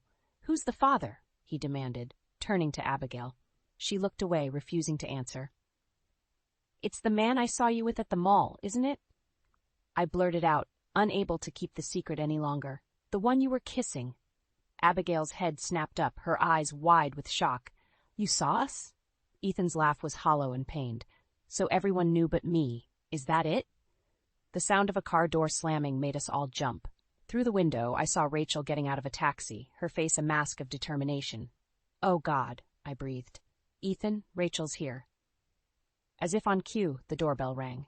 We all stood frozen, the weight of secrets and lies hanging heavy in the air. Ethan moved first, striding towards the door with purpose. I followed, my heart in my throat. As he flung open the door, Rachel's eyes widened at the sight of us. Ethan, what's going on? Why did you run off like that? Before Ethan could respond, a small voice called out from upstairs. Daddy? We all turned to see Sarah standing at the top of the stairs, her little face scrunched up in confusion. In that moment, I saw the conflict raging in Ethan's eyes, the love he felt for the child he'd raised, warring with the pain of betrayal. And I knew that whatever he decided next would change all of our lives forever.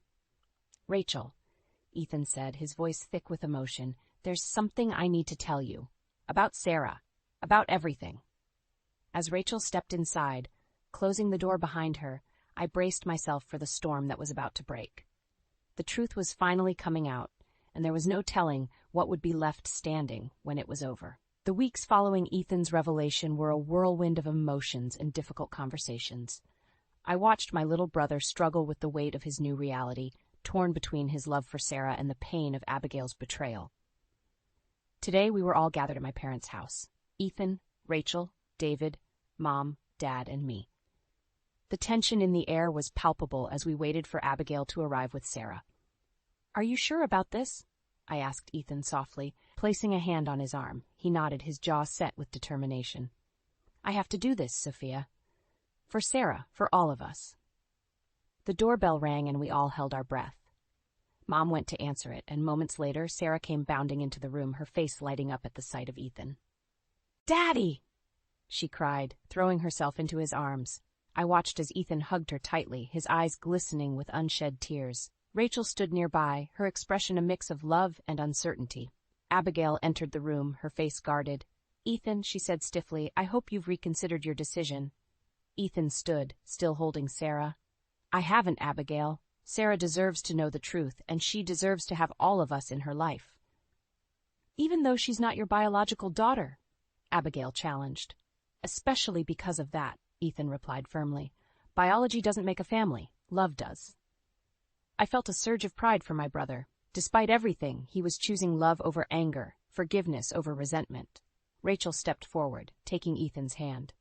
We want Sarah to be a part of our family, she said, all of us, together. Abigail's eyes widened in surprise. You're okay with this? She asked Rachel. Rachel nodded, her voice steady. It's not easy, but Sarah needs all of us. And, she paused, placing a hand on her stomach, our baby will need their big sister. The room fell silent as the implications of Rachel's words sank in. Ethan's face broke into a wide smile, and he pulled Rachel close, kissing her tenderly. You're pregnant? I gasped, joy bubbling up inside me. Rachel nodded, beaming. We just found out last week. As congratulations filled the air, I noticed Abigail standing apart, her face a mask of conflicting emotions. I approached her cautiously. "Abigail," I said softly, "I know this isn't easy for you, but we can make this work, for Sarah's sake." She met my gaze, tears shimmering in her eyes. "How can you all be so forgiving after everything I've done?" I took a deep breath, choosing my words carefully. "Because that's what family does. We forgive, we heal, and we move forward together." Slowly, hesitantly, Abigail nodded. "I'd like that," she whispered. As we all gathered around Sarah, explaining in simple terms that she had a big, loving family with many parents who cared for her, I felt a sense of peace wash over me. The road ahead wouldn't be easy, but we were facing it together. Later that evening, as David and I were getting ready for bed, he pulled me close. "You did it, Sophia," he murmured. "You kept this family together through everything." I shook my head, overwhelmed by the events of the day. We all did it together. As I drifted off to sleep, I reflected on the journey we'd been through. The secrets, the pain, the betrayals, they had all led us to this moment of healing and new beginnings. Our family wasn't perfect. It was messy, complicated, and at times heartbreaking. But it was ours. And as I thought about Sarah, about Ethan and Rachel's unborn child, and about the love that had carried us through our darkest moments, I knew that we were stronger for having weathered the storm together. In the end, it wasn't about biology or traditional family structures. It was about choosing love, day after day, even when it was difficult. It was about forgiveness, second chances, and the unbreakable bonds that tie us together. As I closed my eyes, I smiled, feeling grateful for the imperfect, beautiful tapestry of our family. We had faced our demons, confronted our truths, and emerged stronger on the other side. And whatever challenges lay ahead, I knew we would face them the same way we always had, together as a family.